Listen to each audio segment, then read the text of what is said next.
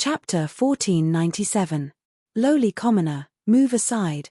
Her arrogant behavior had undoubtedly infuriated Yunshusha. She asked in return, "Who are you? Do I know you? Who is this woman? Why is she so arrogant?" They walked in front of her for no reason, and one by one, they arrogantly asked her to make way for them. Muyaja heard the commotion and turned around. He caught a glimpse of a gorgeous figure from the corner of his eye. He was slightly stunned and instantly frowned. "What are you doing?" She walked to Yunshusha's side and protected her in her arms. She glared at Sholo with a dignified expression. When Sholo saw Muyaja, the arrogant expression on her face instantly faded and was replaced by a light and charming smile. She went to his side and held his arm as if there was no one else around. She looked very intimate. "Arthur, I've finally caught you this time, haven't I? It's me, Sholo. We even danced together some time ago. Do you remember me?" Sholo said in fluent French. She smiled and rested her head on his shoulder intimately. Yunshusha was stunned. She was petrified and looked at the scene in front of her in disbelief. She looked up and glanced at Muyaja's gloomy face again. She finally understood what was going on. Her heart settled down. It turned out that another rotten peach blossom had appeared. She simply ignored it and left it to Muyaja to solve it himself. She turned around and continued to choose her favorite desserts. Muyaja could not help but feel frustrated. He wanted to push her away, but Sholo held onto him tightly and did not give him a chance to do so. It also seemed that she was doing this intentionally for Yunshusha to see. She wanted her to see how intimate she was with this man. However, when Sholo looked at Yunshusha smugly, she saw that she was holding the plate calmly and did not look over. She was calmly tasting the desserts. Sholo's face instantly darkened. This woman did not seem to care about her at all. Muyaja looked at her with a headache. This woman was the mess Mu Linfeng had thrown to him. Princess Charlotte was a member of Morocco's royal family. Princess Charlotte was the beloved daughter of Princess Caitlin of Morocco. Not only was she beautiful, but she was also very wealthy. As one of the future heirs of the royal family, there were countless admirers who flocked to him. The Mu family had many dealings with the Morocco royal family, so Mu Linfeng had high hopes for Muyaja and hoped that he could marry Princess Charlotte. Naturally, Muyaja was well aware of his uncle's thoughts. That was the reason why he had asked him to leave the country. Muyaja was filled with jealousy and dissatisfaction when he arranged for the princess to be with him. If the Mu group could form a marriage alliance with the Morocco royal family, the benefits would be unimaginable. It would be a great help to the Mu group. However, Muyaja was especially disdainful of this. What he hated the most was using marriage as a bargaining chip between business and politics. Moreover, since he already had a woman in his heart, he would not spare another glance at other women. Sholo could not help but feel disappointed when she saw his cold expression. She raised her goblet and gestured to him. "Arthur, let's have a drink, shall we?" "Not interested." Muyaja's tone was still indifferent. He pushed her away expressionlessly, appearing especially cold. Chapter 1498. She had always been confident and arrogant. She had countless fans and the number of people who adored her was as many as the carps in the river. But she was unable to attract this man's gaze. This was a huge blow to her. She didn't believe it. She didn't believe that she couldn't conquer this man. Charlotte appeared in front of her in a flash and pouted coquettishly. "Hey. What do you mean he's not interested? Make yourself clear." She questioned angrily. Yunshusha took a sip of the red wine and glanced at Charlotte, reminding her kindly, "What he means is that he's not interested in having a drink with you." When Muyaja heard this, he was stunned and looked at her in shock. He thought that this woman would be like her usual self, hiding at one side like a coward and ignoring them. Or maybe she would start to let her imagination run wild and be overly suspicious. He didn't expect that she would be so daring to stand out and go against Charlotte. He couldn't help but be surprised at this. Charlotte's attention was attracted by her words. Yunshusha spoke in French with perfect pronunciation. Although she wasn't fluent, it was very standard and every word was enunciated accurately. Charlotte was a little surprised, but at the same time, She couldn't help but glare fiercely in her direction. She arrogantly scolded, "It's not your turn to butt in here. You lowly commoner, shut up. Hey, you're wrongly accusing me." Yoon Shusha blinked her eyes innocently and guided her patiently. "I'm kindly reminding you, but you're actually scolding me as a lowly commoner." Charlotte didn't understand. "Kindly reminding me?" "Yes. Because you don't understand human language, right? I'm kindly translating for you." Yoon Shusha smiled elegantly but suddenly spat out a sentence that was disgusting to death. Charlotte immediately understood the mockery in her words and was instantly angered to the point of suffering internal injuries. Even Mu Yaja couldn't help but curl the corners of his lips. This woman was too cute. She was usually docile and quiet, obedient and sweet. But once she revealed her edge, she was like a cat with sharp claws and teeth. She could actually smile and say such vicious words. It seemed that he had learned a lot from following Qin Ju. Charlotte was furious. However, even if she was furious, she had to pay attention to her public image in a public place. She had no choice but to suppress the anger in her heart and try her best to maintain the noble and elegant expression on her face. She sneered disdainfully. "Shut up. You have no right to speak here. Get the hell away from him. You don't deserve to stand beside him. You're such an eyesore." Yoon Shusha, on the other hand, was neither shocked nor angry. With a light smile on her face, she said, "Your Highness, you seem to be mistaken about something. Would you please examine the situation you are in?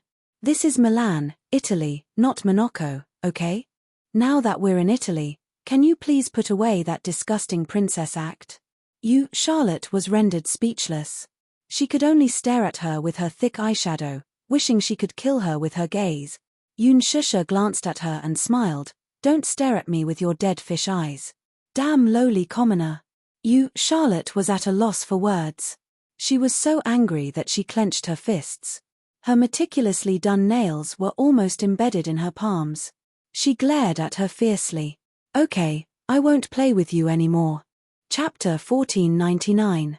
Charlotte was left standing at the same spot, glaring angrily at him. When they reached a corner, Mu Yaja could not help but tease her. "Little thing, I didn't expect you to have such a fierce mouth." As he spoke, he reached out and lightly scratched the bridge of her nose. "Who asked her to have such an arrogant attitude? Does she really think that I'm a pushover?" Me. Yoon Shusha curled her lips coquettishly, and there was a hint of playfulness in her eyes. Mu Yaja could not help but feel a little curious. How did you know her identity? He had never mentioned Charlotte's identity in front of her. Yoon Shusha looked up and glanced at him. Then, she said, "Firstly, from the way she spoke, she was so arrogant. Her every movement had a strong aristocratic accent. It seems like she's either rich or noble. As for the second one, from the way she spoke French with a unique accent, so I guessed her identity. The official language of the Morocco royal family was French. Looking at her haughty princess-like appearance, she vaguely guessed her identity. Carefully looking at her face, she remembered that she had seen her on TV before. When the Morocco royal family crowned Princess Charlotte, there were related reports in the country. She happened to see it. Mu Yaja smiled. "So you're not stupid." "Hey, I'm very smart, okay?" Yoon Shusha retorted. "When I was in school, I was at least a top student. Otherwise, how could Yo-Yo be so smart?" "Yo-Yo is so smart. Didn't he inherit my genes? Then why can't Xiao Ichen solve a simple math problem?" "Because he inherited your stupidity." Yoon Shusha was choked by his words, but she was extremely disdainful of his words. She snorted coldly. "Mr. Mu, you seem to have overlooked a problem." "What?" "A child's innate genes are important, but their education is also very important. Look, Xiao Ichen isn't proficient in his studies at all under your tutelage. Look at Yo-Yo. Look at how smart and adorable she is under my careful guidance." Yoon Shusha smugly glanced at him from the corner of her eyes. Obviously, he was determined to go against him. "You're full of crooked arguments," commented Mu Yaja bluntly. "What nonsense. This is clearly the truth, okay?" Yoon Shusha rebuked him. "I'm not going to argue with you." Mu Yaja curled his lips and smiled. He leaned down and whispered in her ear, "Were you jealous just now?" As soon as he finished speaking, Yoon Shusha's face suddenly turned red. When Mu Yaja saw this, the smile in his eyes deepened. She seemed to be a woman who got shy easily. He especially liked how she looked when she was shy. Her face would always turn red, and she would lower her head and frown slightly. Her coquettish face would look as if she wanted to say something. She would stare at him shyly and aggrievedly. She stared at a certain part of his heart. She stared at him until his body was slightly hot. He knew that his body was hot not because of the alcohol, but because deep within his body, he was reacting to her. Mu Yaja hugged her and suddenly confined her to the wall in a secluded corner. He placed his arms on her shoulders and looked down at her. "Answer me. Were you jealous just now?" When she was arguing with Charlotte, her tone was tough. There was a different sharpness about her that was on the verge of bursting out. Chapter 1500. Intentionally or unintentionally, she avoided this topic. She turned her face to one side, obviously avoiding his probing gaze. Even she didn't know why she had been so impulsive to argue with Charlotte just now. In fact, she couldn't afford to offend a noble like Charlotte. Alas, she could not bear to watch her entanglement with Mu Yaja in every possible way. She was disgusted. So, there was that scene just now. Mu Yaja saw the fear in her eyes. He lowered his head a little unhappily and pecked the corner of her lips with a gentle bite, as if he was coercing her. "Say it." His tone was domineering and irresistible. He was eager to hear the answer from her mouth. Between them, she had always maintained an ambiguous attitude and rarely expressed her feelings for him directly. Just now, she was the most domineering she had ever been. But it was for him. This knowledge made him feel complacent. This woman, who had always seemed to be weak and boneless, actually stretched out her sharp claws for him one day. This made him a little wild with joy. Yoon Shusha pushed him. "Hey, you, don't be like this. We're still at the venue. Answer my question." Mu Yaja was extremely willful and domineering. He didn't allow her to escape. Yoon Shusha lowered her face. At this ambiguous moment, the phone rang at the wrong time. The ringtone came from Mu Yaja. He seemed to be indifferent to the irritating ringtone. Instead, he was a little annoyed by this untimely disturbance. Yoon Shusha said, "Your phone is ringing. Don't worry about it. Hey, at least care about it. What if it's something important?" Yoon Shusha said seriously. Because of her, Mu Yaja picked up the phone with an unhappy expression. He glanced at the screen and saw that the call was from Mu Chen. His expression softened a little and he picked up the phone. "Hello, Daddy." This call, the little guy's voice was especially excited and loud. "Daddy, I saw Mommy on TV." These words that came out of nowhere caused Mu Yaja to frown involuntarily. Television? En. Mila Fashion Week report. Mu Chen, you idiot, it's Milan Fashion Week, not Mila. Not far away, Yo-Yo's stern voice was heard correcting her. "All right. It was Milan Fashion Week. Mommy is wearing such a beautiful dress. She's so beautiful, just like a fairy." Xiao Ichen finished speaking excitedly. In an instant, his voice sounded strangely aggrieved. "What a pity. I didn't see it with my own eyes. I can only watch Mommy on the TV." Mu Yaja, Yoon Shusha could vaguely hear Xiao Ichen's voice, but she couldn't make out what Xiao Chen was saying. She stared wide-eyed at Mu Yaja's expression. Mu Yaja said, "Little idiot, haven't you gone to bed yet?" "Daddy, you're the idiot. It's already noon here." Xiao Chen snorted. Mu Yaja broke out in cold sweat. He had forgotten that there was a time difference between capital city and Milan. It was 9 o'clock in the evening in Milan, and 2 o'clock in the afternoon in capital city. "Daddy, I miss Mommy so much. When is Mommy coming back?" Mu Chen's weak voice came from the other end. It sounded inexplicably sad, as if he was about to cry. Chapter 1501. Alive, Mu Yaja couldn't help but feel disappointed by the little boy's choice of words. How could he describe it like that? The two little boys had indeed missed their mother dearly these few days.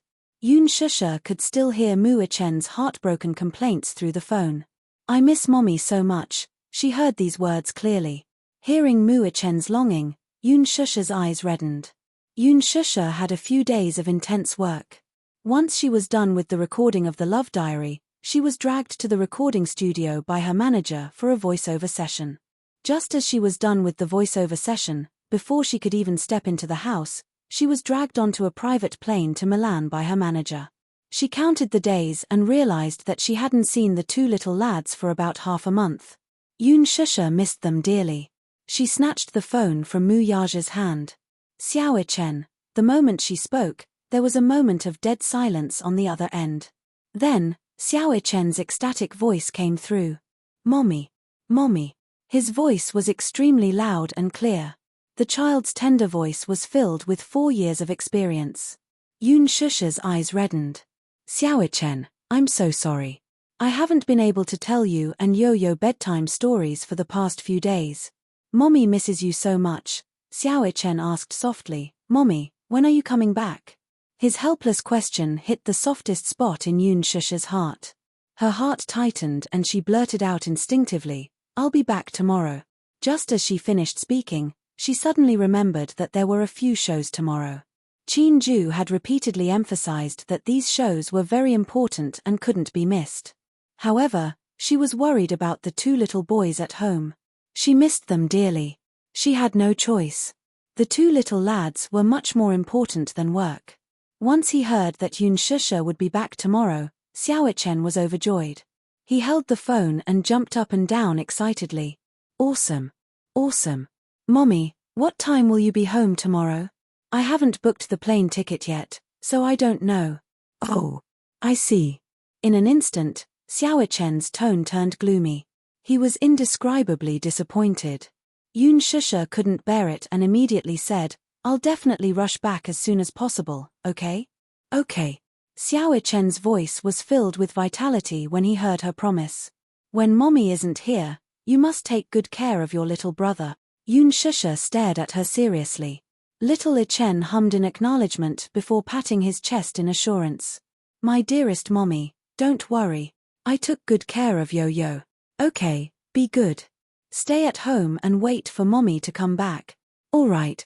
Xiao Chen promised again and again. After hanging up the phone, Yun Shusha's eyes were empty.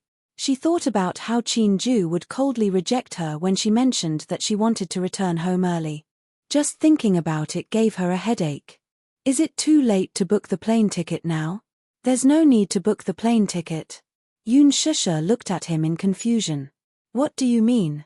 Mu Yaja said, I have a private jet. Yun Shusha was speechless. Mu Yaja said, we'll fly directly to the capital tomorrow. Yun Shusha suddenly blurted out a very popular teasing phrase on the internet.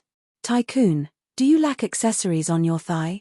Mu Yaja smiled evilly. He grabbed her chin and kissed her flirtatiously. No, I need someone to warm my bed. Yun Shusha was speechless. Chapter 1502. On the other side. Mu-Chen hung up the phone and said to Yo-Yo proudly, Yo-Yo, Mommy is coming home tomorrow. Yu-Yu, who was standing at the side, glared at him resentfully, his eyes filled with murderous intent. Little Chen could not help shrinking his neck under his father's stare. Licking his lips, he fearfully asked, Why are you staring at me like that? What do you think? Yo-Yo crossed his arms and stared at him coldly. I'll take good care of my brother.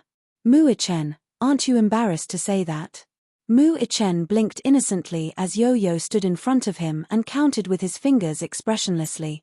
I washed your clothes, cooked your meals, told you bedtime stories every night and woke you up. I made noodles for you in the middle of the night when you were hungry.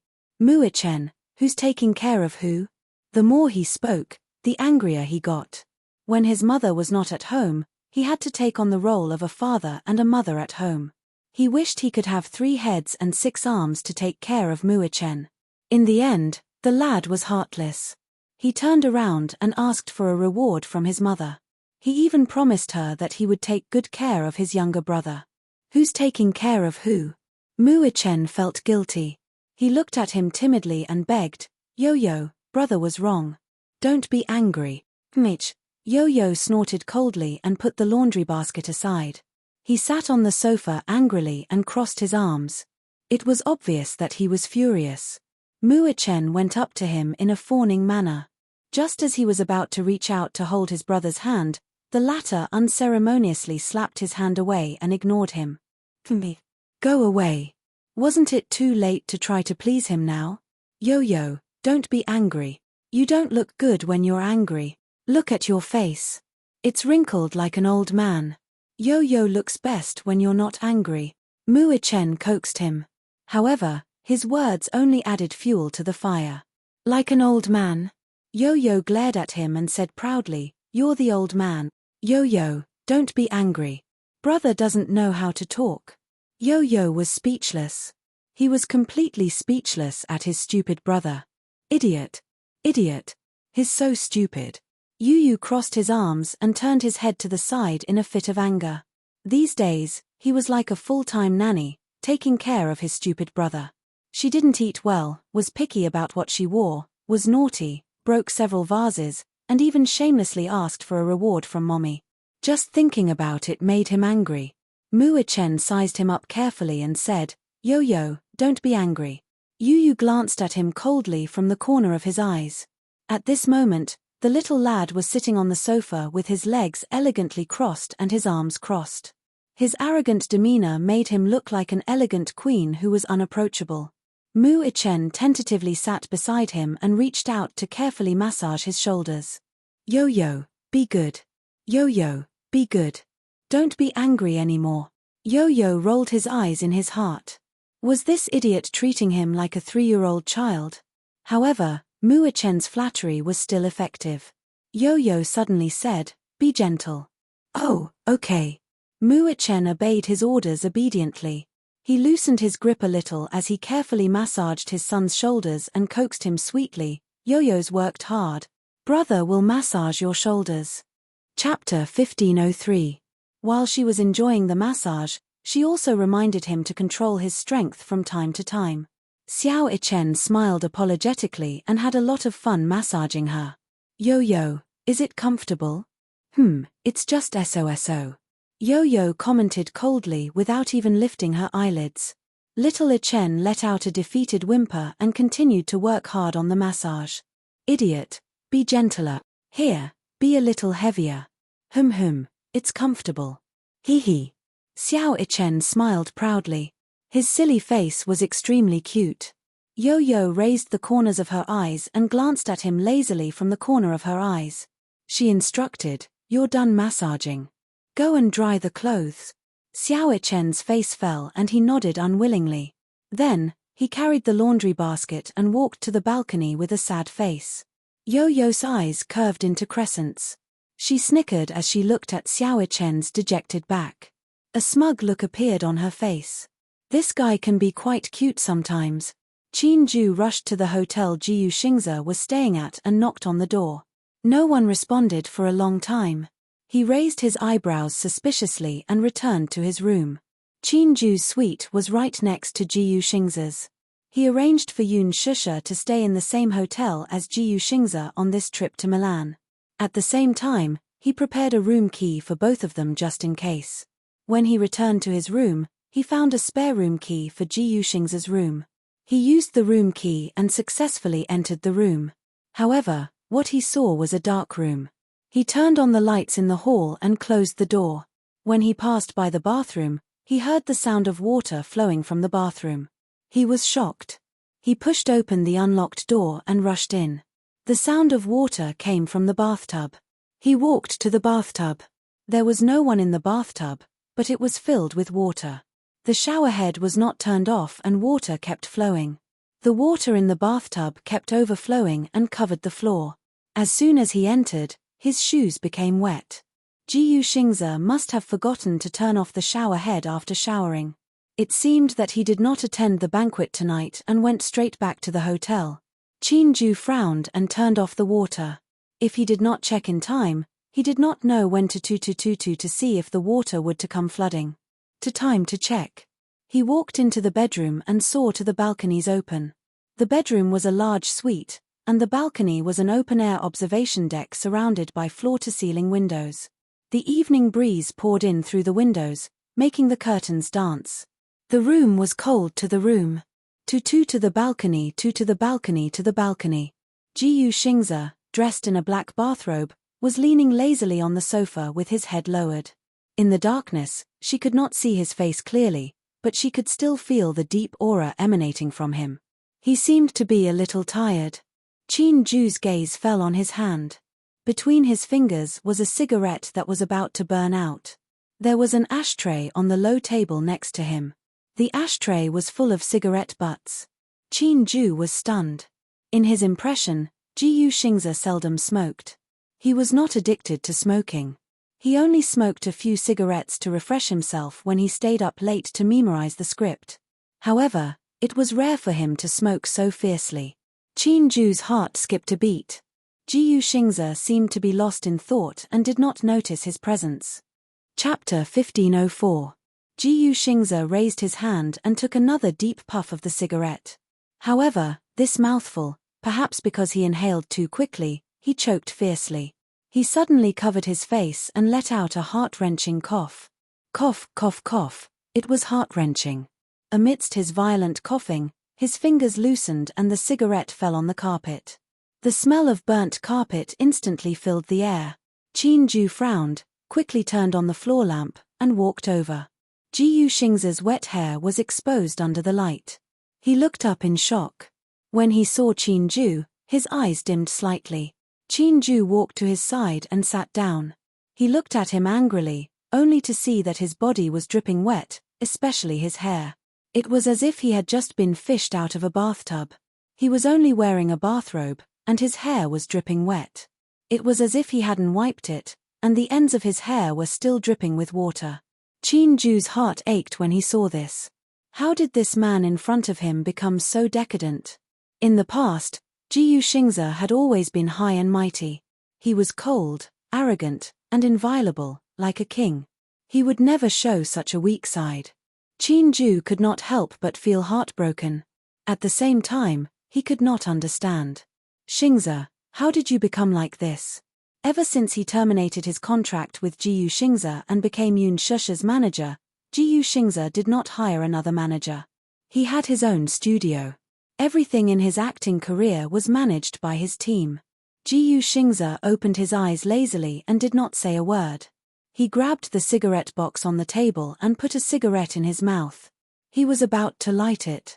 Qin Ju quickly snatched the cigarette from his mouth and said angrily, "How many cigarettes have you smoked? Why are you still smoking?" As he spoke, he glanced at the ashtray. The ashtray was full of cigarette butts.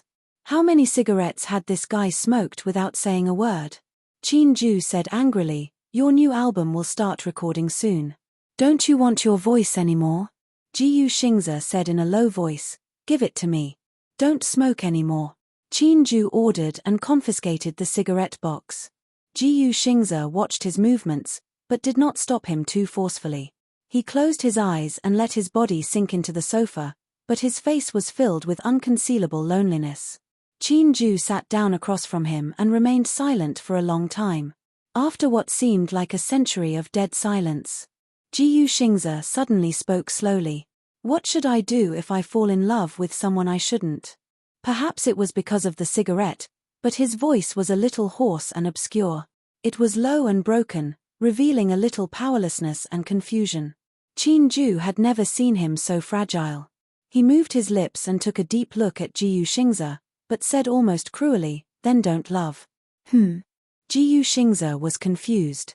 Qin Ju forced himself to say coldly and heartlessly, "Don't think about it, don't think about it, don't look at it, and don't have any wild hopes."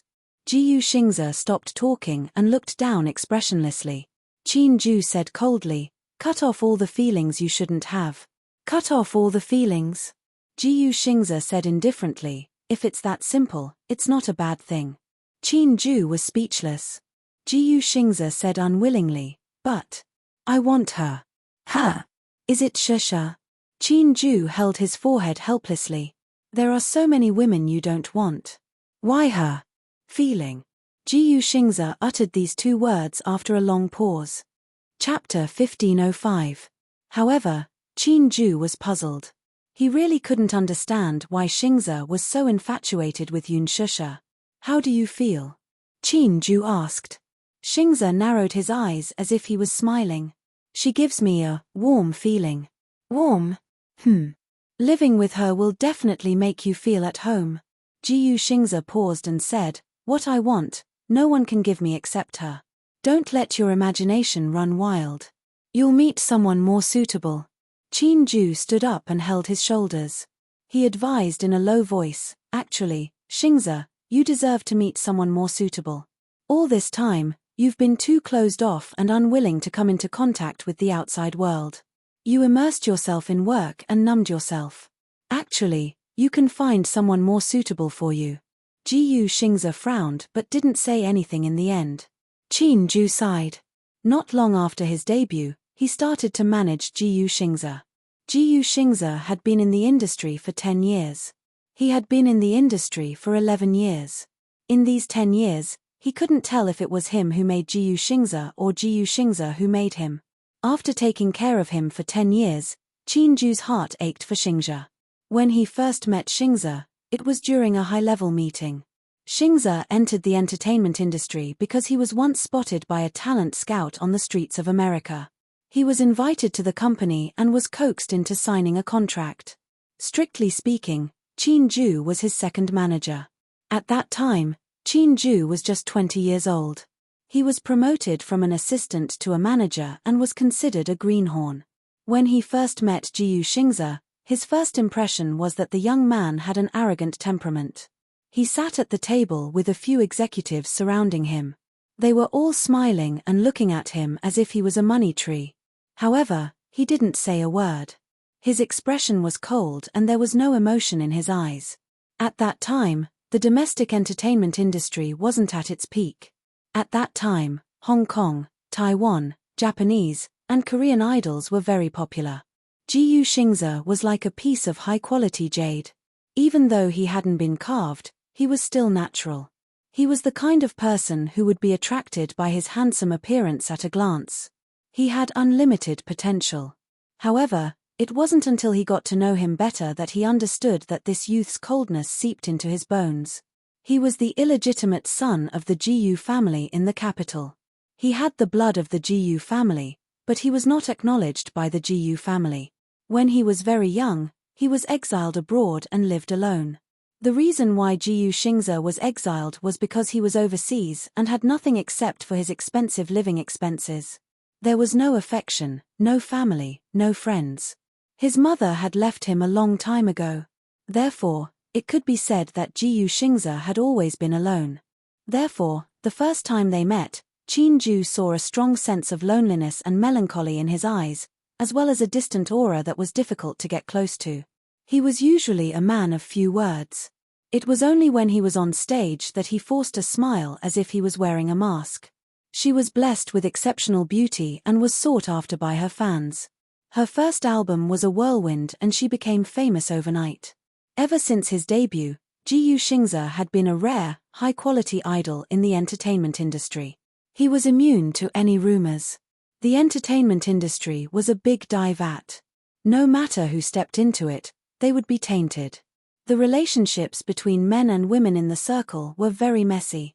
There are always these chaotic parties. Chapter 1506. The company, home, 2 points, 1 line. Other than that, he had to rush for work and fly all over the world. Yun Shusha was probably the only woman he cared about. Was it because Shusha gave him the feeling of home? Qin Ju immediately understood. Yun Shusha did have a warm charm. She did not speak much, but when she smiled, she seemed to be able to give people endless strength. When he was with her, he felt very at ease, very steady, and very calm. Indeed, there was the warmth of a family. But this woman was the only one he could not touch no matter what. Xingze, you should be rational. Qin Ju said earnestly, I also like Shusha a lot, but you have to remember that this is not a woman you should touch. Remember, this is not a woman you should touch. Jiyu Xingze closed his eyes deeply. Qin Ju said to him as if he was bewitching him, cut off these feelings that you should not have. Xingze, listen to my advice. Mu Yaja is not someone you can afford to offend. Even if Jiyu Xingze suddenly raised his voice and interrupted him. His handsome eyes suddenly opened, revealing a sense of ambition and desire that he had never had before. Even if I become the head of the Jiyu family? Qin-ju was stunned, not understanding the meaning behind his words. Is it because of Mu Yaja's status as Feiran? Or is it because the Mu family is so powerful that I, as an artist, cannot compete with them? Jiyu Xingze's tone suddenly became a little agitated. He suddenly leaned forward and grabbed Qin-ju's collar tightly. Then, if I replace my brother and become the head of the Jiyu family, will this status be enough to compete with him? Qin-ju quickly covered his mouth. Don't say such dangerous things. He paused and suddenly lowered his voice. Don't forget that the Jiyu family has assigned people to watch over you 24/7. What if the room is bugged and Jiyu Jinglian hears what you said? His voice stopped abruptly, but he didn't continue speaking. Jiyu Xingze's mouth was covered, but his face was calm and there was no fear in his eyes. He just stared at him coldly. Qin-ju's heart skipped a beat. Jiyu Xingze's bold words still echoed in his ears. If I become the head of the Jiyu family, will this identity be enough to go against him? Was he crazy?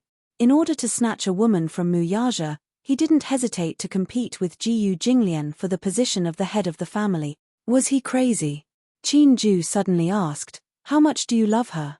How much do you love that woman? Don't you care? She and Mu Yaja have 2 children. Jiyu Xingze remained silent. Qin-ju continued, 7 years ago, the Mu family hired a girl with a clean background to be a surrogate mother for the Mu family and gave birth to 2 children. And I've already found out that this girl is Yunshisha. You really don't mind? Why should I mind? Jiyu Xingze retorted coldly. Qin-ju was stunned. I like her. I don't care about the past. Qin-ju said, yes, you don't care. You're with her, but what about the 2 children? Jiyu Xingze was silent for a while. Suddenly, he said very seriously, I will be a qualified father for them. Qin-ju couldn't believe it. Are you crazy? Yes, I'm crazy. Chapter 1507. You're crazy. Qin-ju widened his eyes in disbelief. Is she worth it? Is she worth it? Jiyu Xingze stared at him with determination. She's worth it. Qin-ju was stunned and choked on his words. Jiyu Xingze clenched his fists. Under the moonlight, his handsome face looked determined. I want to give her the happiest life. He wanted to give Shusha the happiest life. Even if you have to sacrifice your life for her. Qin-ju frowned with a complicated expression. Yes. It was a simple word, but there was no hesitation. Jiyu Xingze's eyes were unprecedentedly determined. In the past, he rarely took the initiative. Initially, he had hidden his feelings for Yun Shusha deep in his heart because he did not want his feelings to burden her. If you love someone, you should not be conservative, but you should not bring trouble to that person. But now, he did not think so. Especially when he saw the scene on television where Mu Yaja held Yun Shusha in his arms as they walked down the red carpet, he could not take it lying down. He was not willing to give in. He was not willing to give up the woman he loved to someone else. Jiyu Xingze walked to the rubbish bin and bent down slightly. He picked up the bouquet of lilies in the bin and held it in his hands. These were the flowers he had intended to give her. Qin-ju stared at his proud back view. His expression was complicated, but there was also a trace of helplessness. He knew Xingze well. Once he was stubborn, he was hopeless. He could not help but worry for him. Xingze, have you thought it through? Jiyu Xingze's back was facing him. He said in a low voice, yes, I want to get Shusha back. Qin-ju said, have you ever thought that she doesn't love you? What will you do? Jiyu Xingze heard this and turned around. His lips curled into an enchanting smile. No, I will make her fall in love with me. After the banquet ended, Yun Shusha searched the venue but did not find Qin-ju and Jiyu Xingze. She could not help but feel puzzled. At the same time, she felt a little empty in her heart.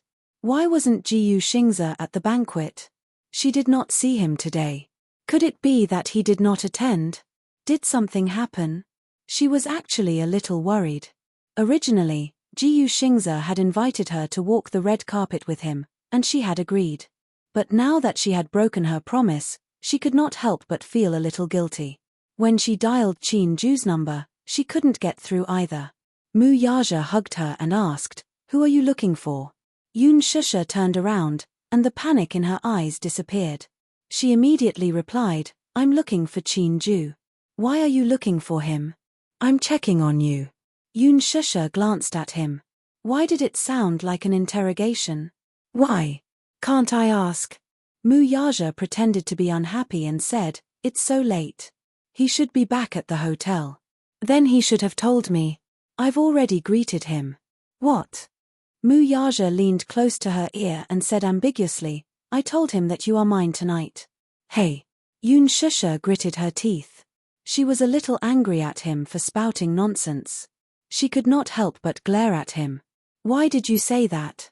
It will cause a misunderstanding." Mu Yaja suddenly lowered his head and gave her a fierce peck on the lips. There was a hint of displeasure in it. Misunderstanding what? Yun Shusha was at a loss for words. The chauffeur arrived in the car. He hugged her and used one arm to stabilize her weight. He carried her into the car. As soon as they got into the car, he impatiently covered her lips again. Chapter 1508. Mu Yaja raised the partition, separating the driver's seat from the back seat.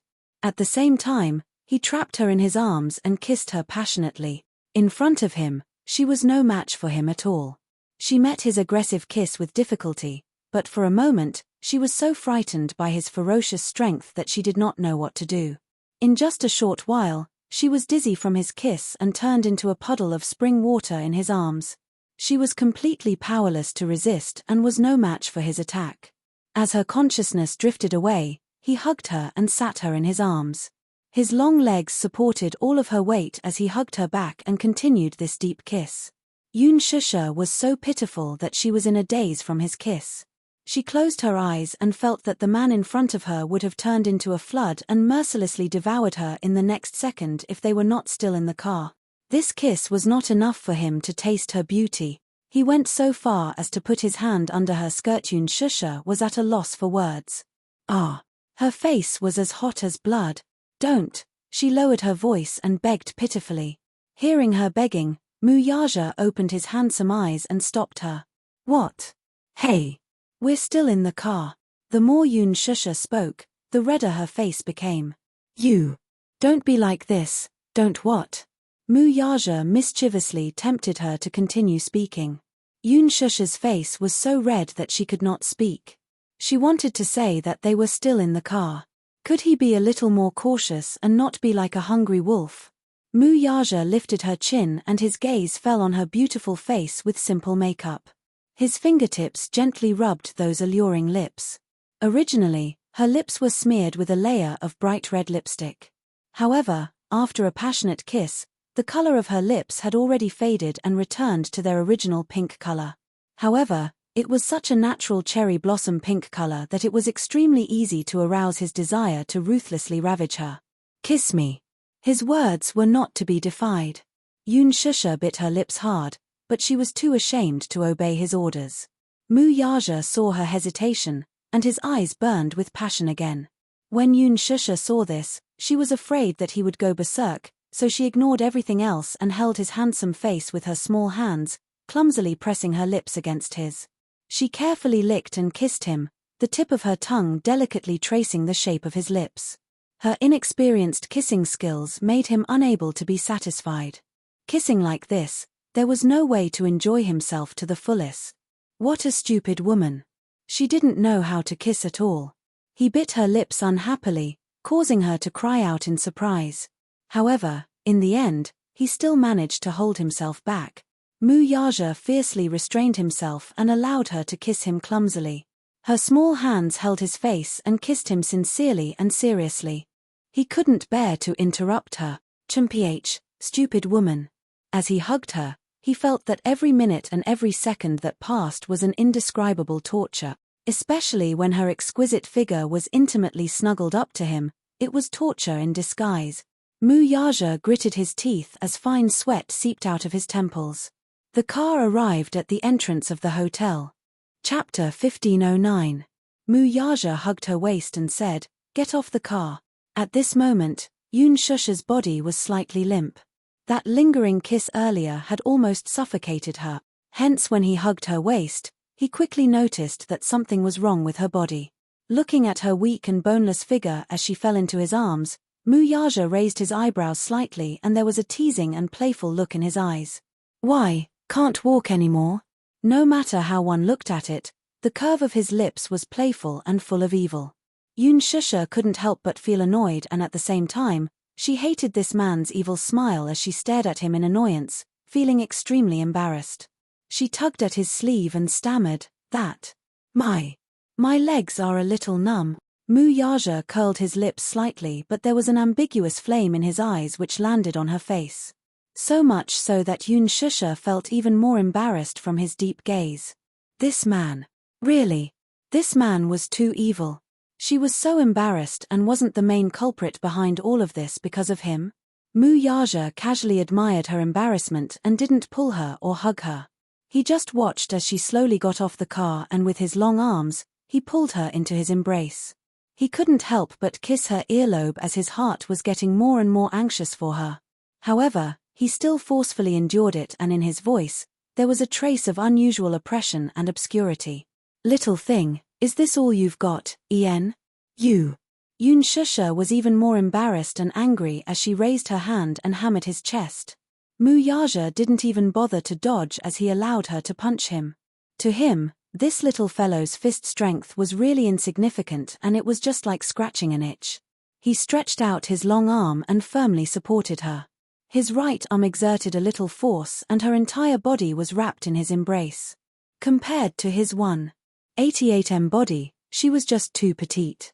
Adding on to the fact that she was skinny, with one hand holding her, it was as if he was holding a large cloth doll. She didn't see any strained expression on his face as he hugged her like this without any effort at all. Being hugged by him like this, she felt like a little child. Shusha's face was full of charm and when she raised her head to look at him, she could only see the side of his handsome face which was incomparably handsome and at the same time, it revealed a bone-deep arrogance. This man's strength had already reached a terrifying stage. Although she was skinny, she was still 48 kilograms and he was able to steadily support her with one arm which was really shocking. When Muyaja carried her into the hotel in such a strange way, the few waiters in the lobby were all stunned as they looked on helplessly. While they were shocked, they couldn't help but sigh at this man's astonishing arm strength. Some female staff were shocked and at the same time, they also felt envious. Shusha probably didn't know. However, when the others saw Muyaja lowered his head to look at her, that pair of doting eyes, just one look and they felt that their hearts were about to melt. They stared at this scene without blinking. The man was incomparably handsome and well-dressed while the woman was petite and delicate. Her delicate features revealed the charm of an Eastern classic. Chapter 15:10. No matter how one looked at it, the two of them looked so compatible, especially when Muyaja hugged the woman in his arms like she was a rag doll. Many people were envious and jealous. What was the happiest thing in a relationship? It was probably when a man doted on a woman like a princess and held her in the palm of his hand like a child. Hey, Shusha received the strange looks that were cast at her. She couldn't help but gently tug at Muyaja's lapel and said in embarrassment, "Put me down, I can walk on my own now." She kept feeling that she was being hugged by him like a child. The staff in the hotel looked at her with surprise and envy, which made her feel very uncomfortable. She only felt that it was weird. Muyaja raised his eyebrows, but he didn't understand the awkwardness in her heart. "I'm not putting you down." He liked hugging her like this. He liked the feeling of her quietly nestling in his arms or fooling around. The elevator door opened, and he carried her into the elevator. He pressed the button for the floor. In the narrow space, there were only the two of them. Shusha lowered her head and nestled in his chest. However, she could feel Muyaja's scorching gaze still on her body. It was incomparably hot. She only felt that her exposed skin was about to be burned deeply by this scorching gaze.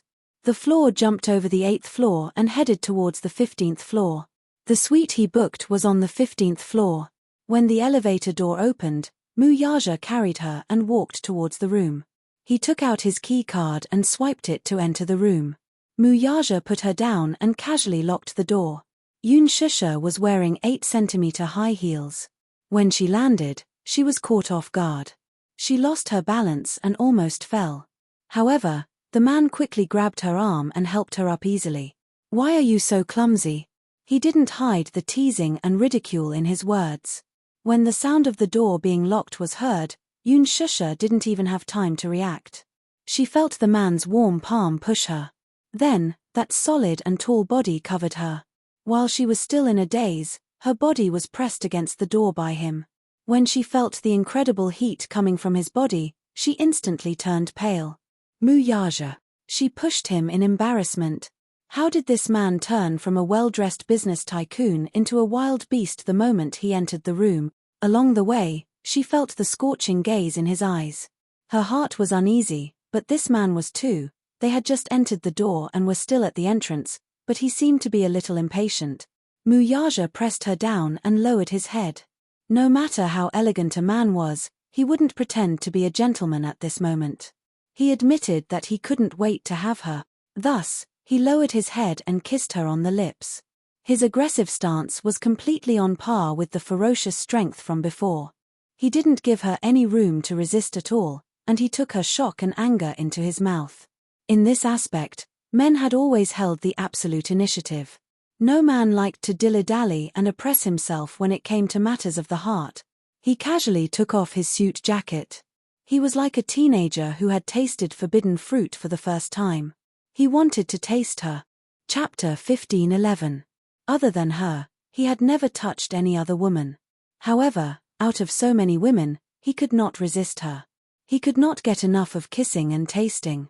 On the way back to the hotel and even on the way back while carrying her, he pretended to be calm and looked at her. However, in his mind, he had already thought of several angles and positions. He had even planned out what position he should change to tonight so that he could have her without restraint. In this world, it seemed that she was the only one who could fit him perfectly. Just thinking about it made it hard for him to control himself. However, she had a conservative personality, so he endured until the moment they entered the room. He could not control himself for one more second. Pressing down on her, he crazily pulled her into his embrace. He wished he could rub this tormenting little thing into his bones and blood. He wished the two of them could become one. Only then would he be able to extinguish the raging flames in his heart. Even though he did not leave her for a moment, he still missed the pleasure of devouring her body. However, this little thing's stamina was too weak. After kissing her a few times in the car, she was already in a daze. How could this be? To him, that little bit of kissing was just an appetizer. He was greedy and could not satisfy his hunger at all. However, this was all she could do. Shusha could only feel the world spinning around her. His kiss was ferocious. With his arms around her waist, he spun her around and brought her to the sofa in the living room.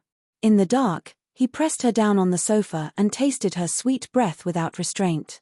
So beautiful. So sweet. He could not taste enough of her sweetness. Shusha was a little afraid of him. The man in front of her was very different from the elegant gentleman at the banquet earlier. At the banquet, he was arrogant, elegant, and courteous. However, at this moment, the man in front of her was more like a ferocious beast that had accurately targeted its prey. His gaze was burning as if she would be eaten alive in the next second. "Hey, stop for a moment." Shusha pushed his shoulders, forcing him to look at her. "What's wrong? Let's take a shower first, okay?"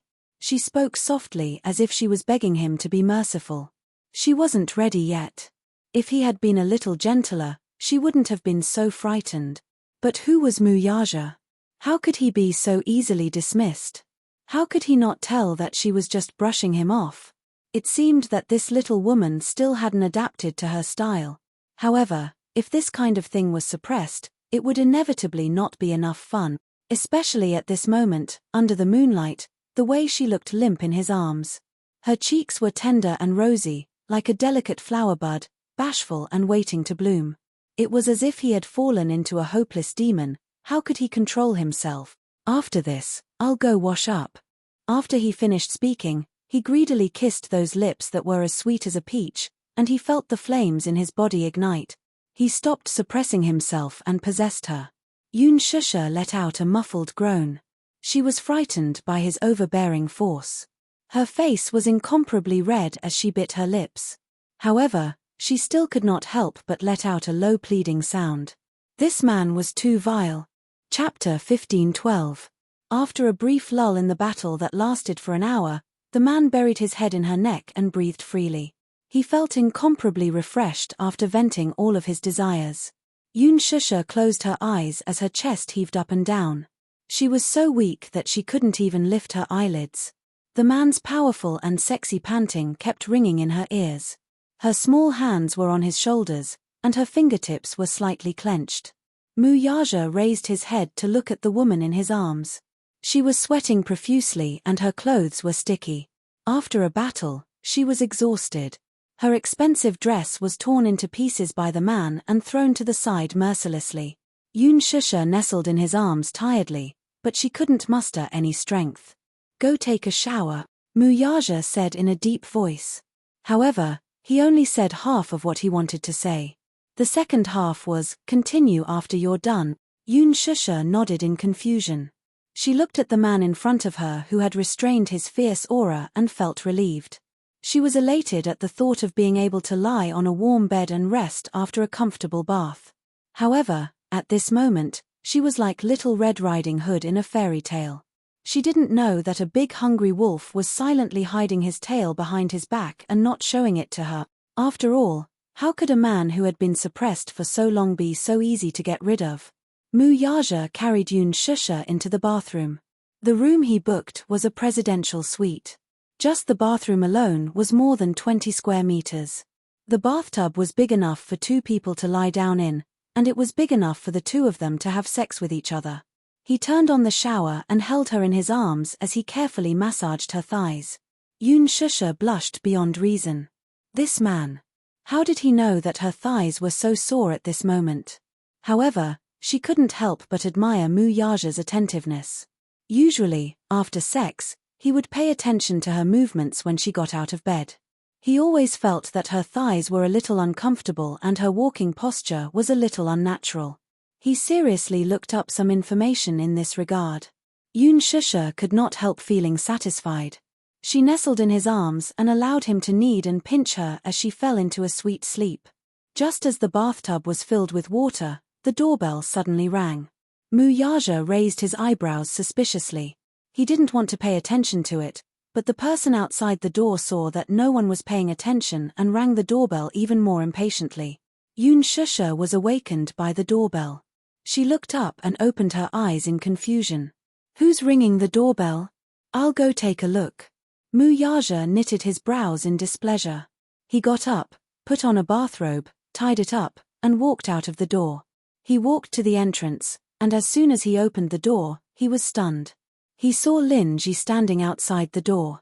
When she saw him open the door, she couldn't help but blush. There was a hint of wanting to say something. Muyaja frowned slightly and sized her up. He saw that she was wearing silk pajamas that were almost transparent. She stood shyly outside the door with her head lowered and her hands clutching the hem of her skirt. She looked a little shy and timid. His gaze suddenly noticed something strange. He glanced at her chest and saw that her full chest didn't seem to be covered by the pajamas. Through the material of the pajamas, he could see everything inside. Chapter 15:13. Lin Ji had returned to the hotel early after the banquet. She was ambitious and had been preparing for tonight's event for a long time. When she saw Muyaja at Louis Vuitton's studio, she was stunned. Muyaja was the biggest boss behind Huanyu. He held the largest share of Huanyu's shares and was the boss of Huanyu. He could also be said to be the emperor who controlled the entertainment industry. However, as the successor of Muyaja, he was used to keeping a low profile and rarely exposed himself to the limelight. Everyone thought that he would be an ordinary man. However, when Lin Ji saw this mysterious business tycoon with her own eyes, she was shocked. Oh my God! What a handsome and cool man. He completely shattered her original impression of this man. He was tall and slender, with an imposing aura. His handsome features were exquisite, and his perfect and elegant temperament crushed all the little fresh meats in the entertainment industry. He was so handsome. If he was in the entertainment industry, he would definitely gain countless fans. However, this man was a business tycoon, an elite of the empire. He held the vast Mu Empire in his hands and was incomparably honorable. A man like this, no matter what kind of woman, would flock to him like a flock of ducks. Was Mu Yaja Yun Shusha's sugar daddy? Lin Ji could not help but be suspicious. After connecting the dots, she was certain of this idea. Mu Yaja must be Yun Shusha's backer. Otherwise, how could Yun Shusha get so many resources when she just debuted? Even if her manager was Qin Ju, these resources were too generous. So many people could only dream of it. At first, she felt indignant. How could Yun Shusha get to hook up with such a handsome, rich, and powerful sugar daddy like Mu Yaja? When she thought about it again, the first person she slept with when she debuted was an elderly investor. When she thought about it, she instantly felt that it was quite unfair. Therefore, Lin Ji made up her mind to snatch Mu Yaja, this big shot, from Yun Shusha's hand. She hurried back to the hotel from the banquet. The hotel she was staying at was different from the one Mu Yaja was staying at. Lin Ji racked her brains and finally found out the hotel Mu Yaja was staying at. She packed her luggage and hurried over. Mu Yaja had already booked a luxurious suite downstairs from the presidential suite. She specially redid her makeup and deliberately imitated Yun Shusha's makeup. It was clear and beautiful, light and delicate. Mu Yaja took a fancy to Yun Shusha because he liked Yun Shusha's aesthetic style, pure, immature, and even like a young student. These days, the big bosses in the circle all liked this kind of taste. Thus, Lin Ji imitated Yun Shusha's dressing and took off all her clothes except for a silk nightgown. She stood in front of the mirror and looked at herself in the mirror. The silk nightgown was extremely light and thin. Under the light, one could easily see the outline of her body wrapped in the nightgown through the fabric. It was a little ambiguous. Lin Ji was very pleased with herself. She purposely dressed so sexy and flirtatious. She didn't believe that Mu Yaja wouldn't take the bait when she sent herself to his door like this. Lin Ji's ambition was huge. She fantasized about seducing Mu Yaja. After she took this man for herself, Yun Shusha would be mercilessly kicked away. Chapter 15-14. At that time, all she had to do was think about how to get close to him, coax him, and make this sugar daddy happy. When the time came, she would be able to marry into a rich family in glory. That was the direction she should be working towards. There were so many female celebrities in the entertainment industry. How many of them entered the industry purely because of their passion for acting? Most of them used acting as a springboard to fame. Once they gained some fame, they would have the opportunity to enter the upper class and interact with the aristocrats. Marrying into a rich family was their ultimate goal. Lin Ji was no exception. Her family was not well off since she was young. Perhaps she was afraid of being poor, so she had a strong desire for material things and power. To her, in marriage, love was dispensable. Material things were the only thing that mattered. Therefore, marrying into a rich family was her greatest wish.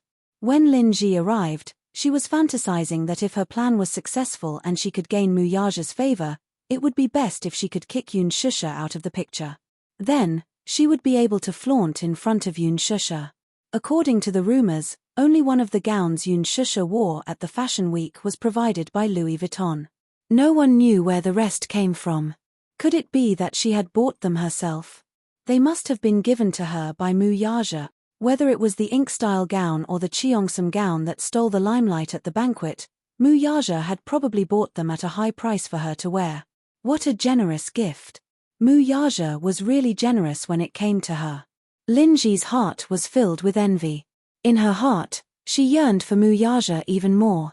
If one day, she could rise to the top, that would be amazing. The moment the door opened, Lin Ji saw Mu Yaja standing in the doorway. He was wearing a black bathrobe.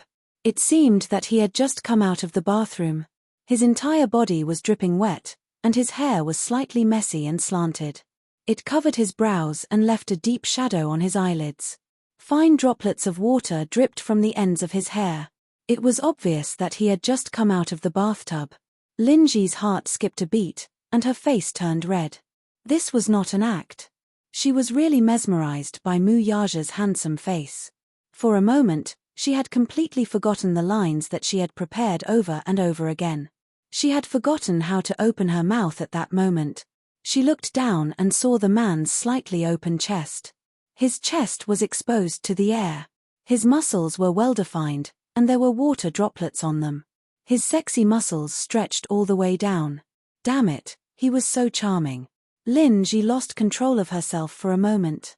Her eyes were fixed on him, and she couldn't look away. Oh my God, looking at this man up close, he was even more handsome than when she had first seen him from a few meters away. For the first time in her life, she was almost suffocated by a man's beauty. A man like this was definitely a godlike existence. Lin Ji was so mesmerized that she forgot how to be jealous of Shusha. She only wanted to take Mu Yaja down. She must have this man in her pocket. Even if she had to spend the rest of her life, she must tame him. Chapter 15:15. He blocked the door with his tall body, as if he had no intention of letting her pass. He knew very well what this woman's intentions were and what her goal was. As the big boss of Huanyu, he had met many women who overestimated themselves. They thought that they were beautiful and sent themselves to his door. In the past, he had to fly to other cities for business. Some investors saw the opportunity and even used unscrupulous means to send beauties to his bed. They were all carefully selected and were 1 in a million beauties. However, he was cold and indifferent. At that time, he was in the prime of his life, but he actually rejected these beauties who sent themselves to his door. There was once an investor who was so angry that he had internal bleeding. In order to cooperate with him, they specially selected an 18-year-old model from the young model circle. They stripped her naked and sent her to his bed, but he actually chased her out of the door. That young model was naked and sobbing outside the door. No matter how much she knocked on the door, he didn't move at all. How amazing. Lin Ji obviously hadn't heard of these rumors. She thought that with Mu Yaja's young and vigorous age, she could successfully climb onto the dragon bed if she dressed up a little more charmingly and sexily. But was that possible? Mu Yaja was a normal man. He also had vigor and desire. However, this kind of desire could only be shown in front of one person. As for the rest, he simply ignored them to the end. Thus, when Lin Ji was full of anticipation, she saw his handsome brows slightly raised and he said coldly, "What's the matter?" His handsome and cold face didn't have the slightest ripple. It was cold and indifferent, as if covered in ice and snow. Lin Ji was stunned. It was a completely different way of opening from what she had imagined. In her imagination, when she appeared dressed like this, shouldn't this man see through her motive at a glance and then pull her into the room?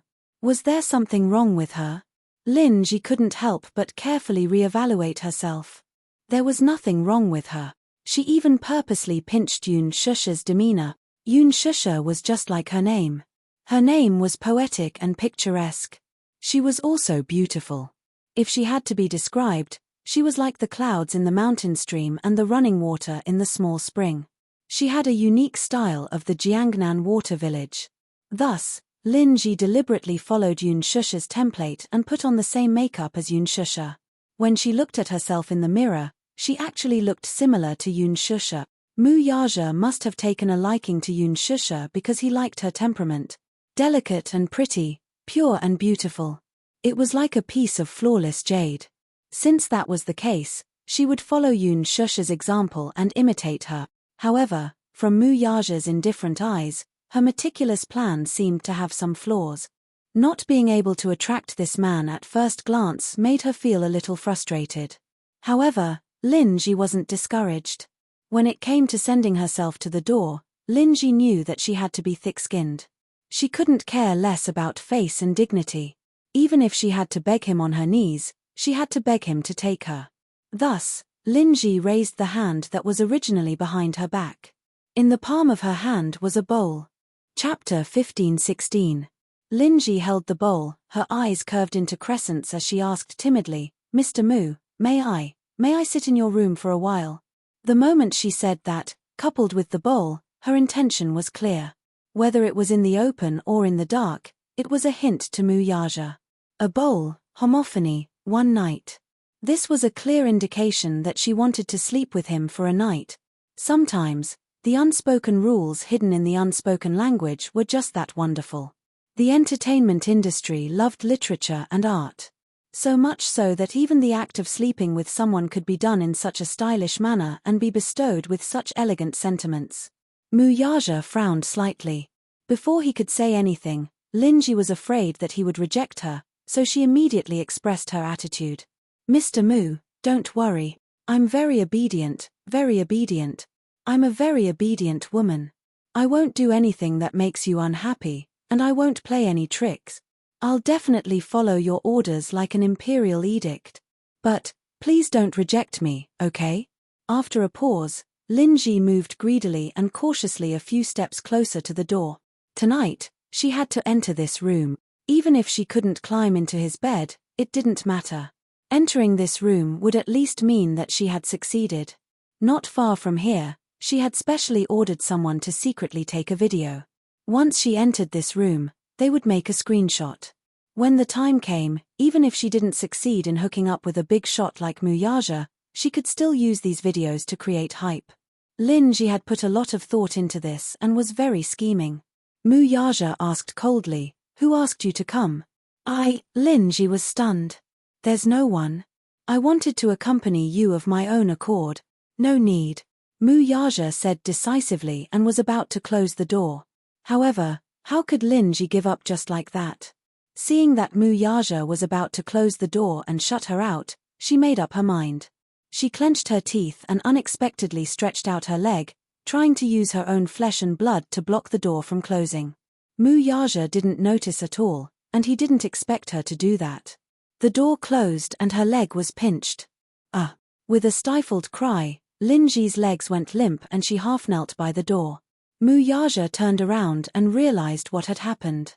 This woman actually used her leg to block the door from closing. So vicious and merciless. Most people were ruthless only because of their attitude towards others. This woman was so cruel to herself. While Muyaja was in a daze, Linji took advantage of the moment he was distracted and limped in through the crack in the door. Even if he had to crawl into this room. Linji crawled into the room and closed the door behind her. Muyaja was completely stunned by her unscrupulous methods. After a long while, he finally returned to his senses and let out a cold laugh. "Woman, you have some tricks up your sleeve." In order to enter his room, she had even resorted to the ruse of injuring herself to gain his confidence, using his own flesh and blood as the price. However, he had already seen many such shameless women and had long been used to it. Would these tricks work? He didn't like her at all. "Get out." Muyaja didn't give her any leeway and said coldly, "No." Chapter 15:17. Just let me stay here tonight, okay? Let me serve you well. Don't worry, I'll definitely serve you well and satisfy you. As she spoke, Linji actually took the initiative to kneel in front of him and reach out, wanting to touch him. Muyaja glanced at her from the corner of his eye and nimbly retreated, intending to avoid her at all cost. Linji was instantly annoyed. How could she forget that Muyaja should like reserved and shy girls like Yunshusha? She actually forgot for a moment and revealed her true nature, impatiently wanting to pounce on him. He didn't like her like this. Thus, Linji smiled and asked, "What do you like? Can I learn?" Muyaja was expressionless. Linji continued, "If you like someone like Yunshusha, I can also become like her. What's your motive? You can just say it. Don't beat around the bush." Muyaja impatiently interrupted her. Linji's eyes widened, but she heard his cold and clear voice like snow. "What's your motive? Just say it, and get lost after you're done." He could very well pick her up and kick her out of the door. But for some reason, seeing her face made him feel disgusted, and he didn't even want to touch her with a finger. He could clearly see that Linji's timid and shy demeanor, like Lindayu's, was deliberately imitating someone else. However, some people's temperaments were very unique. When it came to themselves, it was natural, and people couldn't help but want to protect and dote on them. However, if this temperament were to be imitated by others, it would only seem suspicious and pretentious, and especially disgusting. Yunshusha had a spiritual aura about her, But this spiritual aura couldn't be imitated. The hardest thing to imitate in a person was temperament. Lin Ji couldn't help but feel extremely embarrassed. She had never fallen into such a predicament before. In the past, when she delivered herself to the door, those rich men who saw her were clearly like hungry wolves who saw their prey. They couldn't wait to ferociously pin her down on the bed and devour her until she was skinned alive. But when it came to him, why did he get snubbed? Not to mention that she had been given the cold shoulder, she had shamelessly entered the room, but he had chased her away. She was really unwilling to accept this. Lin Ji felt extremely wronged. She blinked her eyes, and bean-sized tears rolled down her cheeks, dripping onto the expensive carpet under her feet. Why? Why can't I? Lin Ji suddenly raised her voice and stared at him with tears in her eyes. She looked extremely pitiful. How am I inferior to her? Lin Ji raised her voice. I can serve you well.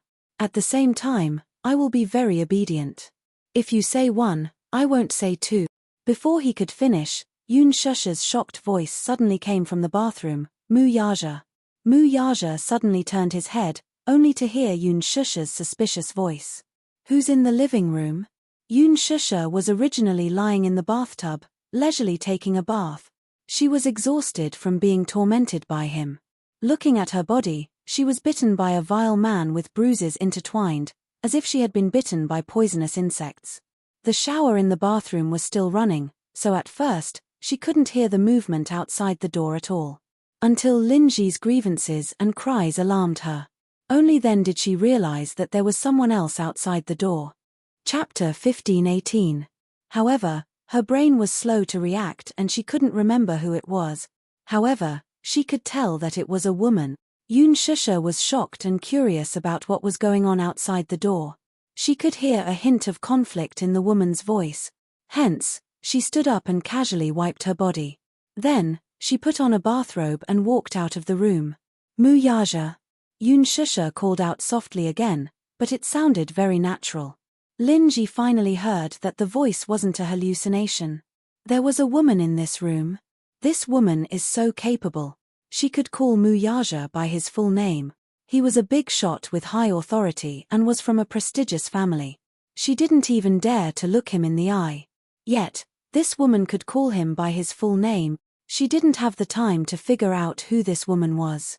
She could only curse silently. No wonder this man didn't want her to come in. It was no wonder that when she opened the door, she saw that he was wet. Her arrival had probably disturbed his good time. Alas, by the time she realized who the voice had come from, Yun Shusha's figure appeared in her line of sight. Yun Shusha walked into the living room and looked over. She saw Lin Ji half kneeling in front of Mu Yaja in an extremely awkward and embarrassed posture. In an instant, Yun Shusha's expression changed. She frowned and looked at Mu Yaja in confusion. Then, her gaze landed on Lin Ji's face. Her eyes were full of contempt. Why are you here? Why are you here? Almost at the same time, they spoke in unison. Lin Ji was shocked. In the next moment, her gaze locked onto Lin Ji. Yun Shusha was wearing a bathrobe. Because the belt of the bathrobe was tied very tightly, it wrapped around her entire body tightly. However, it was a bathrobe after all. The view on her neck couldn't be hidden no matter what. Therefore, Lin Ji could see the jade-like collarbones and fair skin on her neck at a glance. What was even more eye-catching were the incomparably ambiguous kiss marks. It was easy to imagine what had happened to her body just now. She was no longer the innocent girl who had just left school. He immediately understood what had happened in the living room just now. Because even now, she could still smell the lingering charm in the living room. It was so ambiguous that it made her blush. This was a mark that would only be left after an intense love affair. Yun Shusha followed her line of sight and looked at her own body. She caught a glimpse of the incomparably eye-catching mark and immediately pulled it into her clothes to cover it up. Lin Ji finally understood that she had come at a bad time. What happened? Yun Shusha looked at Mu Yaja suspiciously, as if waiting for an explanation. Why was Lin Ji here? Most importantly, she was wearing such revealing clothes. Although her clothes were neatly worn, the texture was really thin. Under the illumination of the light, her body could be seen at a glance. Yun Shusha came to a sudden realization as well. She finally understood what the other's motive was. She was planning to seduce someone with her beauty. Mu Yaja glanced at her coldly from the corner of his eyes. Get lost. Chapter 15:19. Left with no other choice, Lin Ji could only tidy herself up, wipe her tears, and return home dejectedly. Only then did this farce come to an end. Yun Shusha furrowed her brows in apparent displeasure. How could a woman send herself to his doorstep, kneeling and begging for his favor? Why did these women treat him like a tyrant from ancient times? Most importantly, this woman was Lin Ji, an incomparably disgusting woman. Yun Shusha felt as disgusted as if she had swallowed a fly. It was as if a fishbone was stuck in her throat, and she instantly felt uncomfortable all over. Even though Mu Yaja didn't do anything substantial, Lin Ji's behavior had unintentionally made her uncomfortable. She was thoroughly disgusted by what she had seen. Yun Shusha clutched her chest. She was clearly infuriated. She wasn't angry at Mu Yaja, but she was deeply disgusted by Lin Ji's shamelessness. This was the first time she had seen it. Then, what about when she wasn't around? Did such things keep happening? Once she thought of the danger lurking around him, and the fact that so many women saw him as a god, chasing after him, and falling in love with him, her possessiveness was incomparably shameful. She felt dirty. There was an expensive carpet at the entrance. When Lin Ji knelt, she instantly felt that it was an eyesore. Thinking of how Lin Ji looked just now, kneeling there in disgust, she couldn't stand it anymore. She walked over and threw the carpet out of the door in disgust like a child. Mu Yaja looked at her childish behavior, but he couldn't help but chuckle softly. He reached out and pulled her into his arms.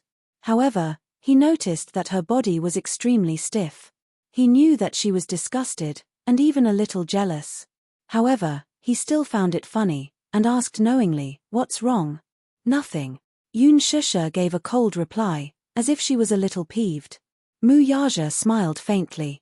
He was a little glad that after Lin Ji's torment tonight, he finally saw that this woman could be quite cute when she was jealous. This was the first time he saw her so jealous.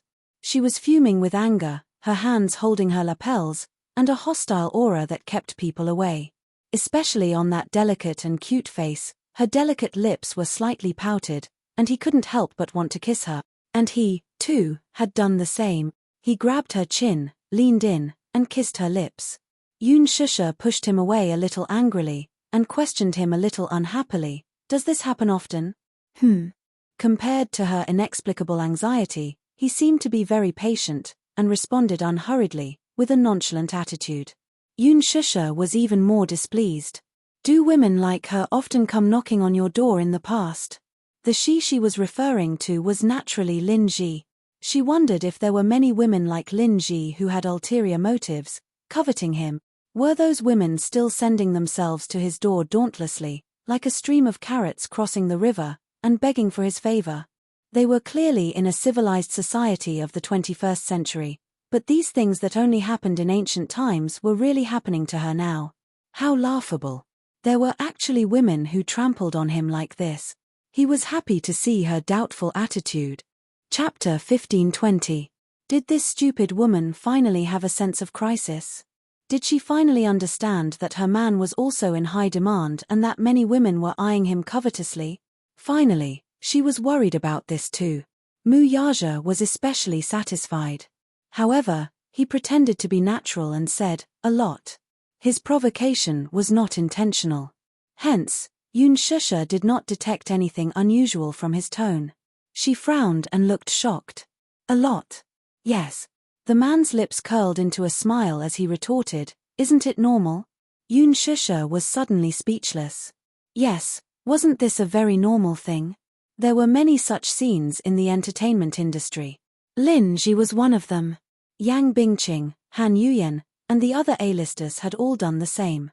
Even Yang Mi, who got along with her peacefully, relied on the unspoken rules to get to her position. This was an indisputable fact. The entertainment industry was a luxurious circle. Beauties, money, power, and all kinds of darkness could find shelter here.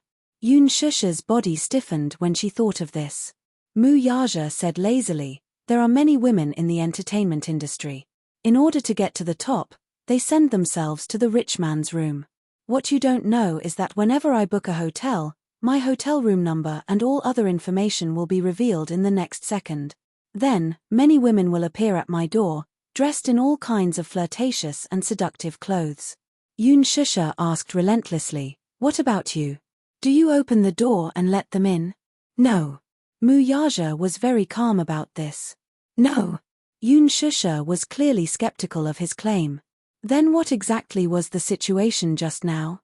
Mu Yaja said, "In the past, I didn't like to interact with women in the industry. I thought they were dirty and disgusting. Those bodies looked beautiful, but under those beautiful faces, there was greed and lust. I didn't like it." "What about Linji?" Yoon Shusha obviously did not want to let go of this point. "Why did you let her in?" Mu Yaja frowned. He was indeed wronged on this point. Was he the one who let this woman in? "I closed the door. Then she used her leg to block it." Yoon Shusha was shocked again. There was such a thing. This was too much. How could she be so shameless? She was rejected and still shamelessly came to him. How thick-skinned. Yoon Shusha uttered these words with a frown. Mu Yaja teased, "Do you think everyone is as thin-skinned as you?" Yoon Shusha, she stared at him helplessly. "Okay, be good. My little fella is jealous." Mu Yaja patted her head and coaxed her gently, as if coaxing a child. "Don't be angry, okay? You won't look good when you're angry." Yoon Shusha completely lost her temper. "I'm not in the mood to quarrel with you." She turned her face away. Obviously, she was still sulking. It was true that she could not blame him for this matter. However, she was still very angry and had nowhere to vent her anger. She kept it in her heart and did not know how to release it. She could not blame him, but she did not want to bother with him either. However, Mu Yaja found it funny.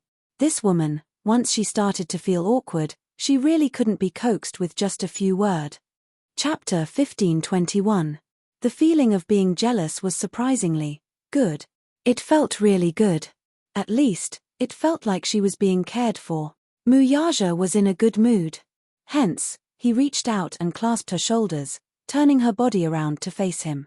There was a satisfied playfulness in his eyes. "Are you jealous?" His voice was low and deep, with a hint of devilish magnetism.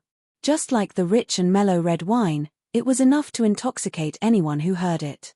Even Yoon Shusha couldn't help but be stunned by his deep and magnetic voice for a few seconds. When she came back to her senses, she still kept her lips tightly shut and didn't make a sound. Mu Yaja's gaze fell on her face. It was a little charming, a little cute, and a little twisted, but it made him faintly feel more excited. He lowered his head and precisely captured her breath, gently sucking on those tender and moist lips. Yoon Shusha couldn't help but push him. Hey, Mu Yaja didn't have the time to care about her struggle. She exerted more strength in her hand and pushed him away a little. "I'm still angry." In other words, she wasn't in the mood to do these things at the moment. "Why?" He frowned slightly, feeling slightly displeased by her rejection. He didn't like her rejection. However, he could tell that she was still conflicted. Yoon Shusha looked up and stared at him seriously. "I don't want this to happen again." She didn't want to see any woman clinging onto him and not letting him go. She didn't even want to see such a ridiculous thing happening in a hotel. She didn't like it and didn't want to see it again. She would feel disgusted, and at the same time, she would feel repulsed for a long time. Repulsed because she was extremely insecure. She was afraid of losing him. This feeling of insecure was not good, and it was very unpleasant. Mu Yaja stared at her but didn't say anything for a moment. He kept quiet. In the silence, Yoon Shusha was originally waiting for his response. However, when she didn't get a response, she looked up uneasily and saw that he was also staring at her deeply without blinking, as if he was deep in thought. What happened? Yoon Shusha pursed her lips. "Is my request too much? You should admit that you're jealous." Mu Yaja suddenly curled his lips and nodded. He leaned closer to her face and looked into her eyes. He touched her nose and said, "You're jealous of me." Yoon Shusha was startled. She knew in her heart that she was indeed jealous. This was undeniable. However, she was reserved and shy. For a moment, she was too embarrassed to admit it. Thus, she said, "I just don't like," she stuttered, as clumsy as a helpless child, not knowing how to express the bitterness in her heart. I don't like this feeling." Mu Yaja patiently waited for her to express herself. Shusha looked up and said, "I don't know, the feeling of being coveted by others. This feeling is so annoying. You can't belong to others. You're. She incoherently spat out every word. Every word was like squeezing toothpaste out of her mouth. Mu Yaja restrained his gaze and smiled. His handsome eyes were hidden in the shadow of his hair. Hence, at that moment, she didn't see that hidden playfulness in his eyes. Chapter 15:22. In the end, Shusha mustered up all her courage and clenched her fists tightly. Using all her might, she said, "You belong to me. You belong to me. You belong to me and me alone. Do you understand?" Shusha looked up at him. The unspoken words in her heart seemed to be silently questioning him.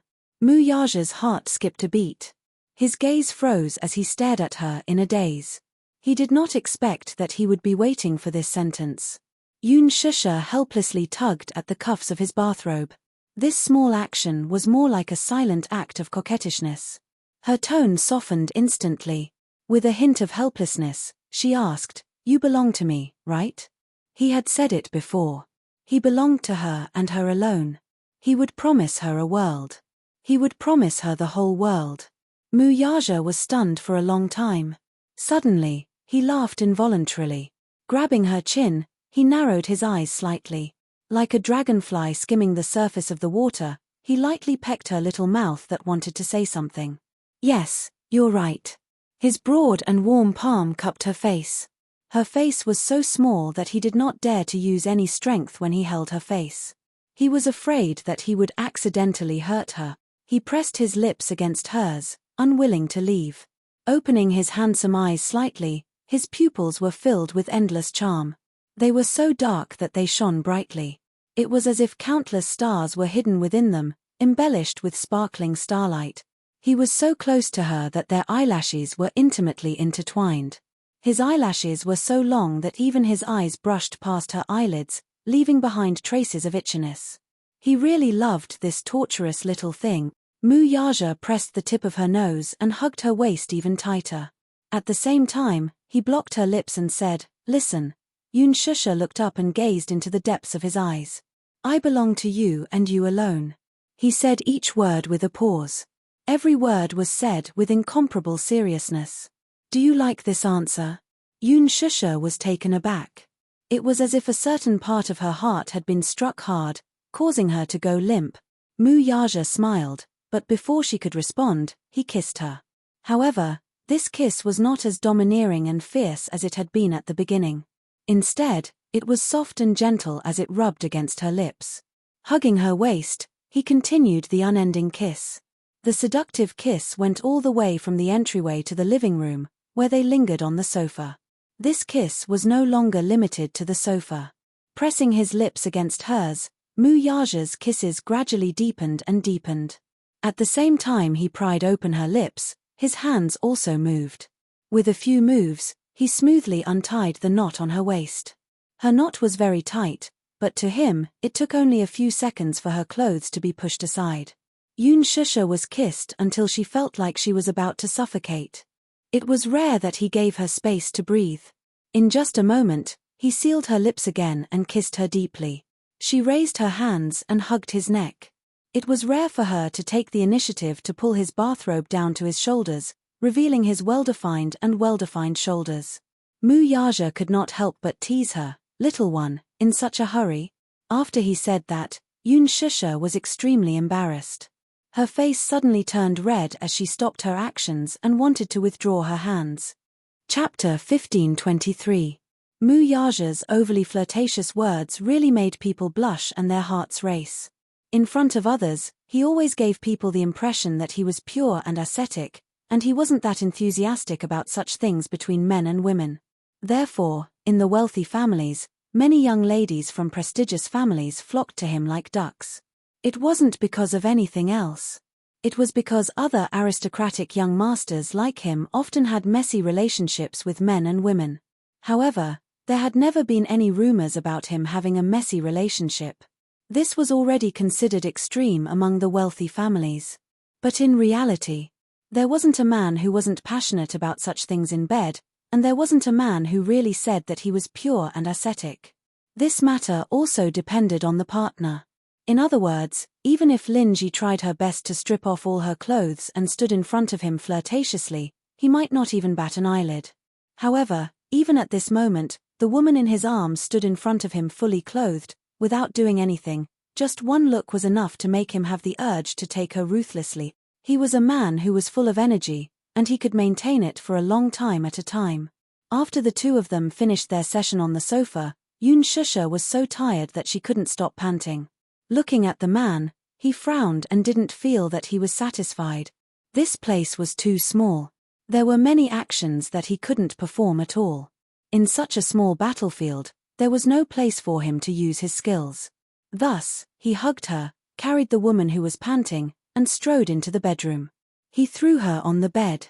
Her petite body bounced slightly on the huge king-sized bed. Then, his tall body covered her in a dark mass and took advantage of her. Almost coherently, he merged with her again and continued what he hadn't been able to enjoy just now.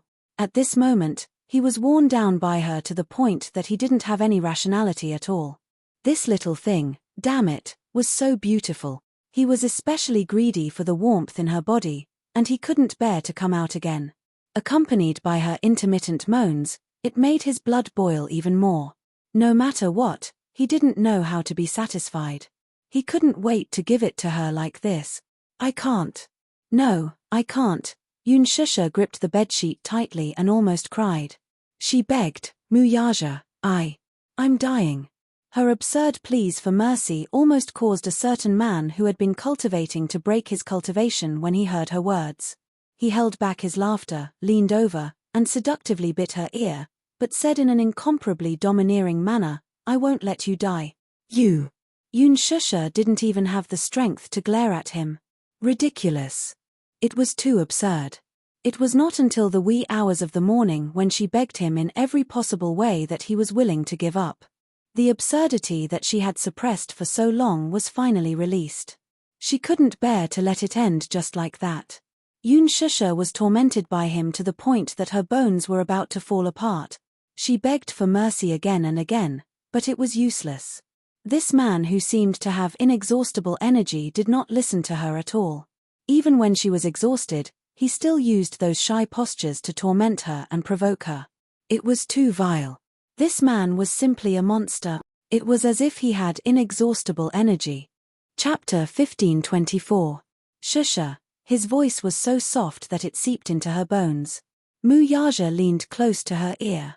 His eyes were slightly open, and his thin lips were close to her ear as he murmured. He lovingly stroked her hair.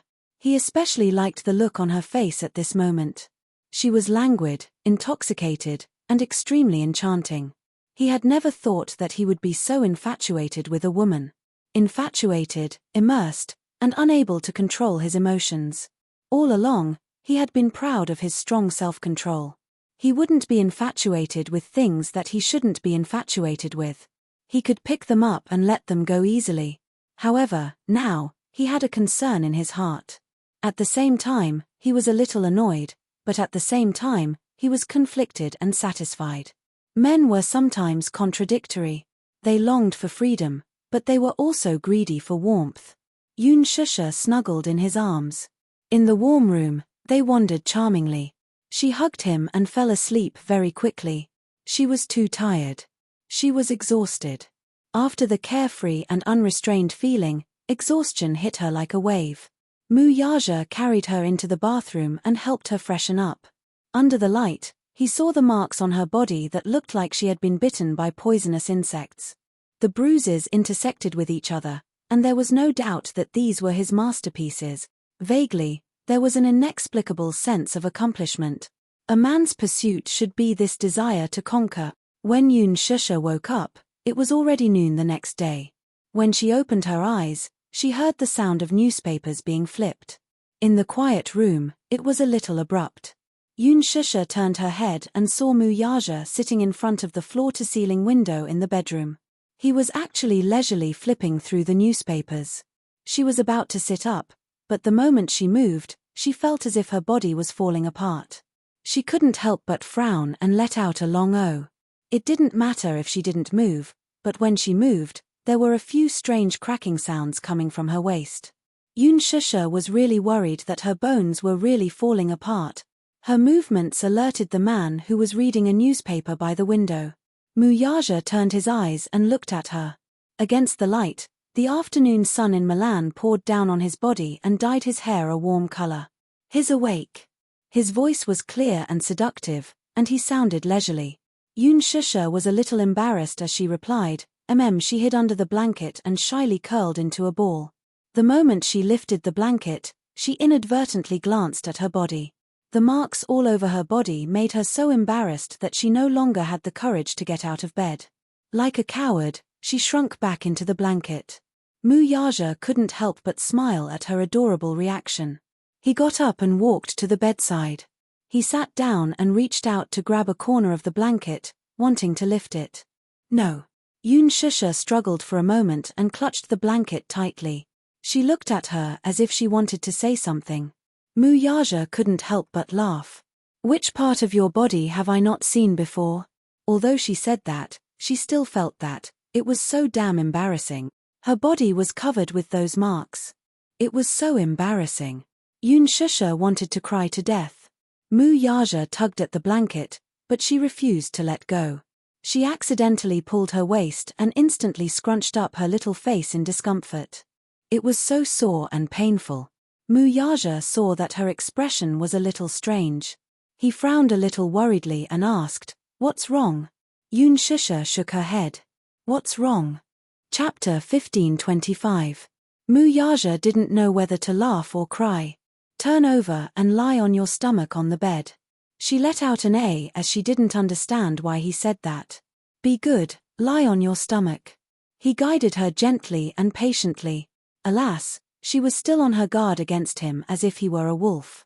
She glared at him as if she was afraid that he would pounce on her the next second, just like he did last night.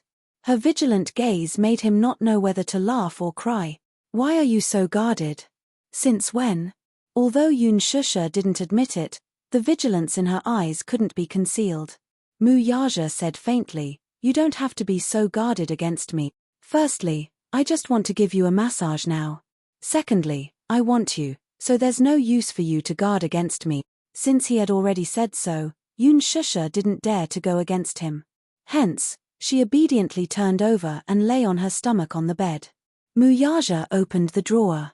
There was a box of rose essential oil that the hotel had prepared. He applied some on his hands and started to massage her. His technique wasn't considered professional, but it was just right to relieve some of the soreness. His broad palms rubbed the acupuncture points on her waist gently. She had never seen such a patient side of him serving someone. The man who had always been noble and imposing actually knew how to give someone a massage. If it was someone else, they wouldn't even dare to believe it. But Yoon Shusha had the fortune to taste the feeling of being served by this man. At the same time that she felt comfortable, she also felt a little smug. This man really knew how to be considerate sometimes. After about half an hour, the soreness finally subsided a little. Yoon Shusha let out a long sigh of contentment as her eyebrows slowly relaxed. She rolled into the bed and hugged the soft blanket. She stretched her waist again before she let out a long sigh of contentment. Comfortable, Mu Yaja patted her smooth little butt lightly. "Stupid woman, be careful not to catch a cold." The doorbell rang. Mu Yaja got up and opened the door. Two people from the fashion store and the underwear store came in with exquisite packaging. "Chairman Mu. Hello, sorry to disturb you." Mu Yaja nodded and gestured for them to put the clothes on the sofa. It turned out that he had woken up a long time ago. After tidying himself up, he called someone to send his clothes over. Yoon Shusha didn't have a change of clothes, and the only dress she had was torn by him. She didn't care about it at that time, so she didn't know about this bad news for a while. If she knew that Mu Yaja had casually tore the 8-figure dress he had given her into pieces and threw it into the trash can like garbage, she would definitely cry from anger. It was not that he did not cherish that dress, but at some point in time, a man pursued a desire to conquer. At the same time, he did not want her to wear this dress again. Too enchanting, too eye-catching. When she wore this dress, no matter how it covered it, it made her look exceptionally sexy and beautiful. She was his treasure. This kind of beauty was not allowed to be coveted by others. When he sent the clothes into the bedroom, Yoon Shusha saw the exquisite packaging in his hands and was a little confused. This is new clothes. Muyaja put it on the bed. It's already ironed. Just wear it directly. Chapter 1526.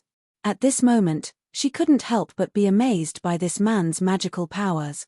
He had actually grasped her measurements so accurately. Be it her bust, waist, or hips, there was not a single mistake. It was perfect. The style of the clothes was also good. The fabric was tight and covered all the marks on her body. Otherwise, she really wouldn't know how to face others. Especially her neck, which was full of love bites, could be seen at a glance. Oh my God, what exactly did he do to her body?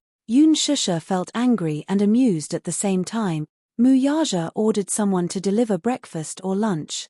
After Yoon Shusha ate, she suggested that they go shopping. Since they were already there, they should buy some souvenirs before leaving. There's nothing to shop in Milan. Muyaja didn't have any good suggestions. Milan was a paradise for shopping maniacs, but there wasn't anything special about it. The flight had already been arranged. Yoon Shusha decided to return home early. Hence, she made a call to Chin-ju to inform him. You're returning home today? As expected, Chin-ju was obviously very angry when he heard that she was returning home early. There are a few more special shows coming up. If you don't stay and perform well, why are you rushing back now? Why don't you go to heaven? Yoon Shusha said aggrievedly, I saw that I was on the headlines. I'm already satisfied. Chin-ju was speechless. Yoon Shusha said pitifully, Chairman Chin, let me go back home. I'm so tired. I want to have a good rest. There are still a few more scenes to shoot. I need to conserve my energy so that I can handle those high-intensity scenes. Chin-ju then said mercifully, forget it. You go back home first. If you don't want to appear in the airport show, then so be it. Okay. On the way to the airport, they passed by a fashion plaza in the center of the bustling city. On the huge electronic screen, there was a report about the fashion banquet last night. She and Muyaja were there. Yoon Shusha looked at the image of her and Muyaja holding hands, and the corners of her lips curled up involuntarily. On Weibo, there were endless reports about Fashion Week. Many media websites had created special reports about Fashion Week. However, because it was Muyaja's first official appearance in front of the media, there was no doubt that she used Muyaja's presence to jump onto the headlines like a rocket. For a long time, the public had many speculations about the mysterious young CEO of Mu Group. Finally, at the Milan Fashion Gala, the mysterious crown prince finally unveiled his mysterious veil. His handsome appearance and elegant temperament immediately attracted the attention of countless people. Muyaja's appearance was undoubtedly breathtaking, so much so that the limelight suddenly overshadowed all the A-list big shots in the country who had rushed to the fashion show, firmly occupying the first place of the hot search. Soon, the netizens on Weibo gave him the title of National Prince Charming. Oh my God! The CEO of Mu Group is so handsome. His handsomeness is on a whole new level. Oh my God, I'm going to abandon my Xingzhe and follow this CEO. He can obviously make a living with his face, but he has to rely on his talent. I heard that this young and mysterious CEO is worth hundreds of millions. Chapter 1527. The Mu Group plays an important role in the country's economy. It's like the heart of the country. He's rich, handsome, rich, and good-looking. He's practically God's favorite. Oh my God, Arth. He's so handsome. The CEO of the Mu Group is so handsome. I've decided that I want to bear his children. Fat. Yo-Yo was sitting in front of the computer when she read the netizen's comment. She almost spat out a mouthful of milk on the computer screen. She tried her best to hold it in but choked on the milk and coughed violently. She was dreaming. How dare she covet her daddy? She even said that she wanted to bear daddy's children. Was that even possible? Yo-Yo logged into her account. Her fingers flew across the keyboard as she typed a few lines of words. Arthur, do you think you can sleep with him? Auntie, let me kindly remind you that it's daytime now. Go to the supermarket and buy a pillow. It'll be faster for you to dream. A few seconds after he replied, the netizen retorted angrily, who are you? I want to sleep with my idol. What does that have to do with you? You're such a busybody. Yo-Yo frowned and sneered. She replied, Muyaja is my daddy. Of course, I have the right to say that. Auntie, just give up. My daddy is already taken. After she finished typing, Yo-Yo leaned against the back of her chair elegantly. She looked relaxed and relaxed. Less than 10 seconds later, the netizen replied, I think you're the one who's dreaming, right? You even said that he's your daddy. Who are you? Where did this primary school student come from? Fat. You're crazy. Muyaja is your daddy. Who would believe that? Yo-Yo raised her eyebrows but did not reply. She turned off her computer and walked to the French windows. She was in a good mood. Seeing Mommy and Daddy appear in front of the public together, seeing them holding hands, this feeling was really good. It turned out that happiness was not a difficult thing after all. After Yun Shusha returned to China, she hurried home. When Yo-Yo found out that his mother had returned to the country, he personally cooked a sumptuous feast. His culinary skills were getting better by the day. Compared to his past culinary skills, his culinary skills were obviously on another level. Yun Shusha only tasted one bite of the pork belly he made, and she felt so happy that she could fly to the sky. Oh my God! It was too delicious. No matter how delicious the food was, it couldn't compare to her son's cooking. While Yun Shusha was crazily cramming, she felt that she was simply too blessed. Not only did she have an obedient and adorable son, but this son also had superb culinary skills. Her stomach was completely captivated. She was viciously jealous of her future daughter-in-law as she tasted the chicken soup that Yu had personally brewed. Tears were about to fall from her eyes. Yo-Yo sat at the side and exchanged glances with Muyaja and Muichen. A row of black lines appeared on their foreheads. Mommy. Yun Shusha looked up at him. What's wrong? My precious son. Yo-Yo looked at her with disdain and was a little speechless. Did you really come back from Milan Fashion Week? Of course. Before Yun Shusha could finish her sentence, Yo-Yo frowned and said disdainfully, but looking at the way you eat, you look like you escaped from a refugee camp in Africa. Yun Shusha was quite upset. She instantly felt as if thousands of arrows had pierced her heart. She complained in an aggrieved manner, Yo-Yo, you have such a sharp tongue. The truth always hurts. Chapter 1528. Phut Muichen couldn't hold it in any longer and spat out a mouthful of chicken soup onto the table. Muyaja's lips twitched violently. He glanced at the petrified and hurt woman and said, Good son, I thought you would be used to it by now. Yo-Yo snorted and said, I am used to it. But the way you eat is too ugly. Muichen gritted his teeth and held back his laughter. He carefully looked back and forth between Yo-Yo and Yun Shusha. Yun Shusha tried to explain herself. I'm hungry. Also, Yo-Yo's cooking is so delicious that Mommy can't control my hunger. You don't care about your image when you're hungry? Yo-Yo raised his eyebrows and said disapprovingly, Mommy, how many times have I told you? You have to be ladylike and elegant. Yun Shusha explained, Mommy has always been very elegant and has maintained a ladylike image. After she said that, she didn't forget to blissfully wink at him. Yo-Yo clutched his chest and said, Then Mommy should be considerate of Yo-Yo's feelings. The way you eat is too scary. Yun Shusha almost exploded from Yo-Yo's sharp tongue. This child was getting more and more sharp-tongued. How scary was the way she ate? Yun Shusha felt hurt and said sadly, Yo-Yo, please don't be so mean. Mommy will pay attention to her table manners. That's more like it. Good Mommy. After he said that, he added, Eat slowly. Otherwise, it won't be easy to digest. The soup is still warm. If you drink it too quickly, it will burn your throat. Yo-Yo's chicken soup was very good. There was a layer of oil on the surface, so Yun Shusha accidentally scalded the tip of her tongue. Yo-Yo stood up and used a spoon to scoop away the hot oil. He then scooped a new bowl of chicken soup for Shusha and placed it in front of her. Then, he rested his chin on his hands and looked at her with a doting smile. "Mommy, try it. Shusha carefully blew on it and took a sip. She raised her eyebrows in surprise. "It's delicious." Yo-Yo then scooped a bowl for Muyaja and Muichen. Muyaja also took a sip and raised a brow. Although he did not express anything, the incredulity in his eyes showed that he was amazed by the taste of this bowl of soup. Yo-Yo didn't ask him how it tasted. He was very confident in his cooking skills. He spent a lot of effort on this bowl of chicken soup and tasted it personally. He didn't add any flavorings, but it was still very delicious.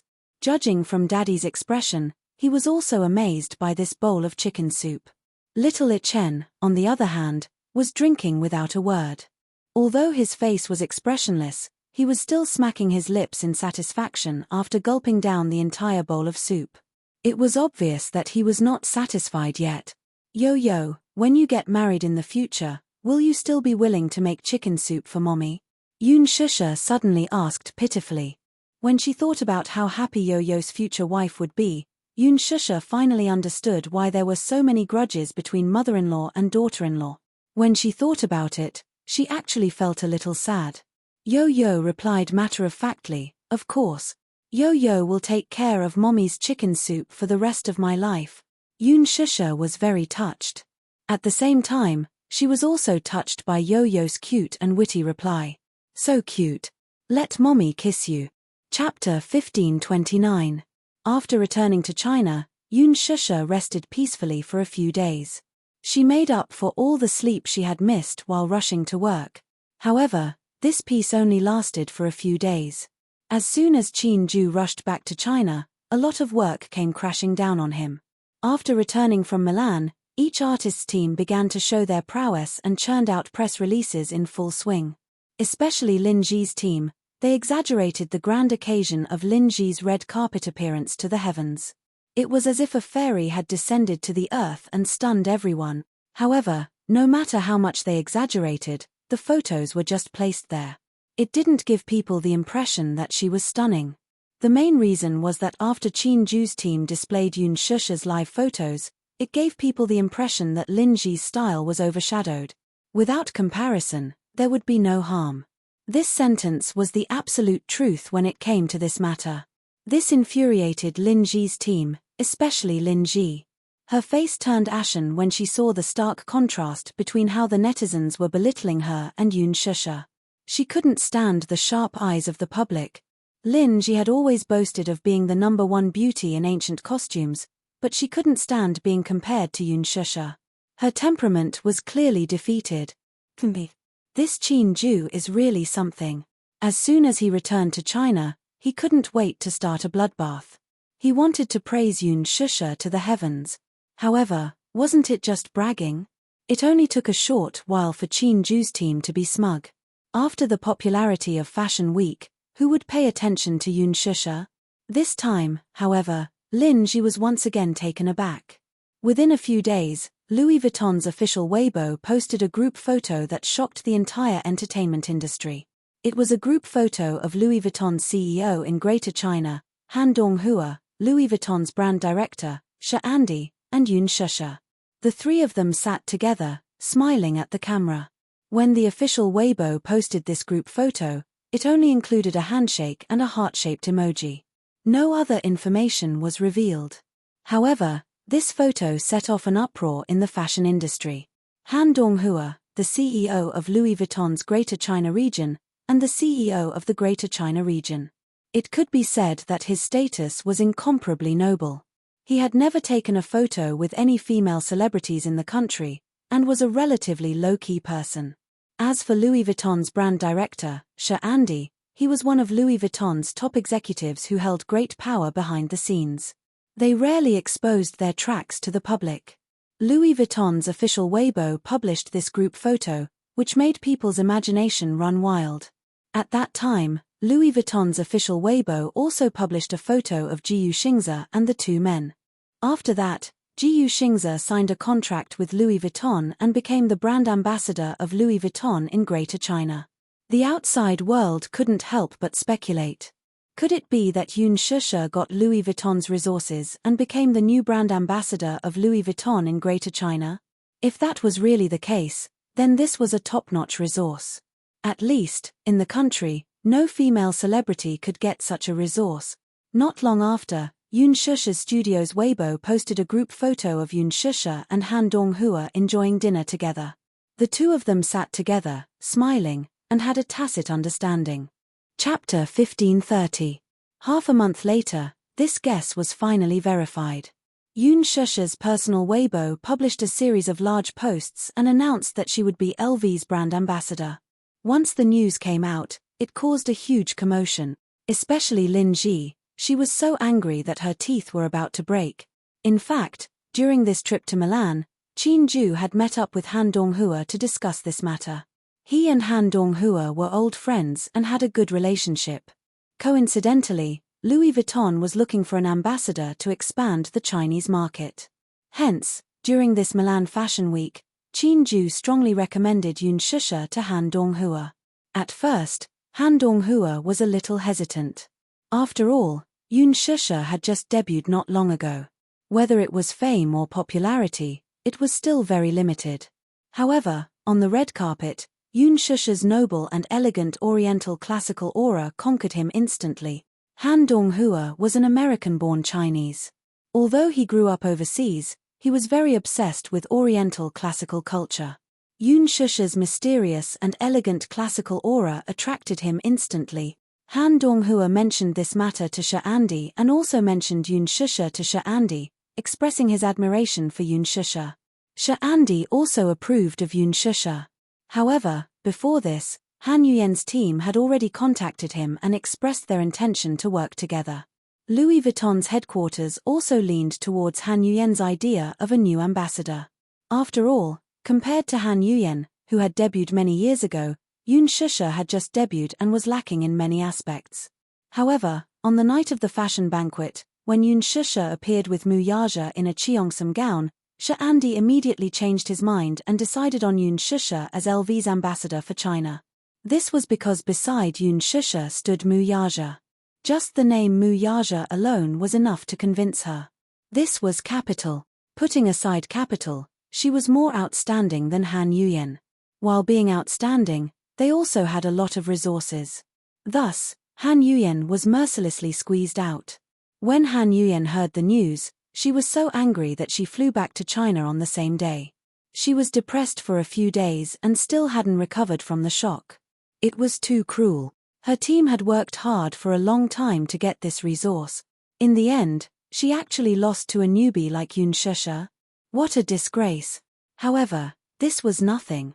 Han Yuyen heard that Yun Shusha had signed an 8-figure contract with Louis Vuitton. She was so angry that she almost vomited blood.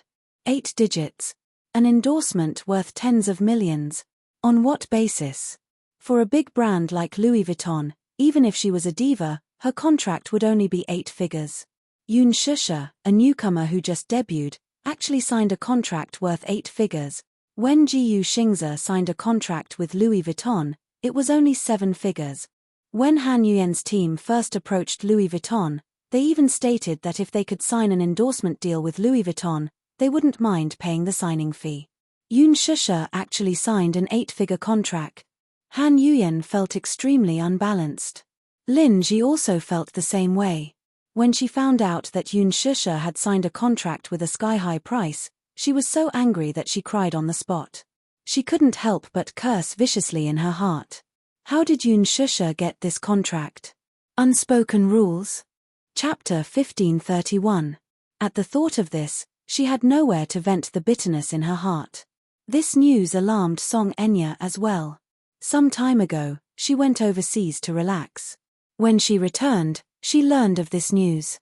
She had always been more concerned about the fashion industry. As a socialite, she was very particular about big brands. She was also keen on international brands like Louis Vuitton and Chanel. When she browsed Weibo and learned of this news, she was also a little shocked. Yun Shusha actually signed with Louis Vuitton?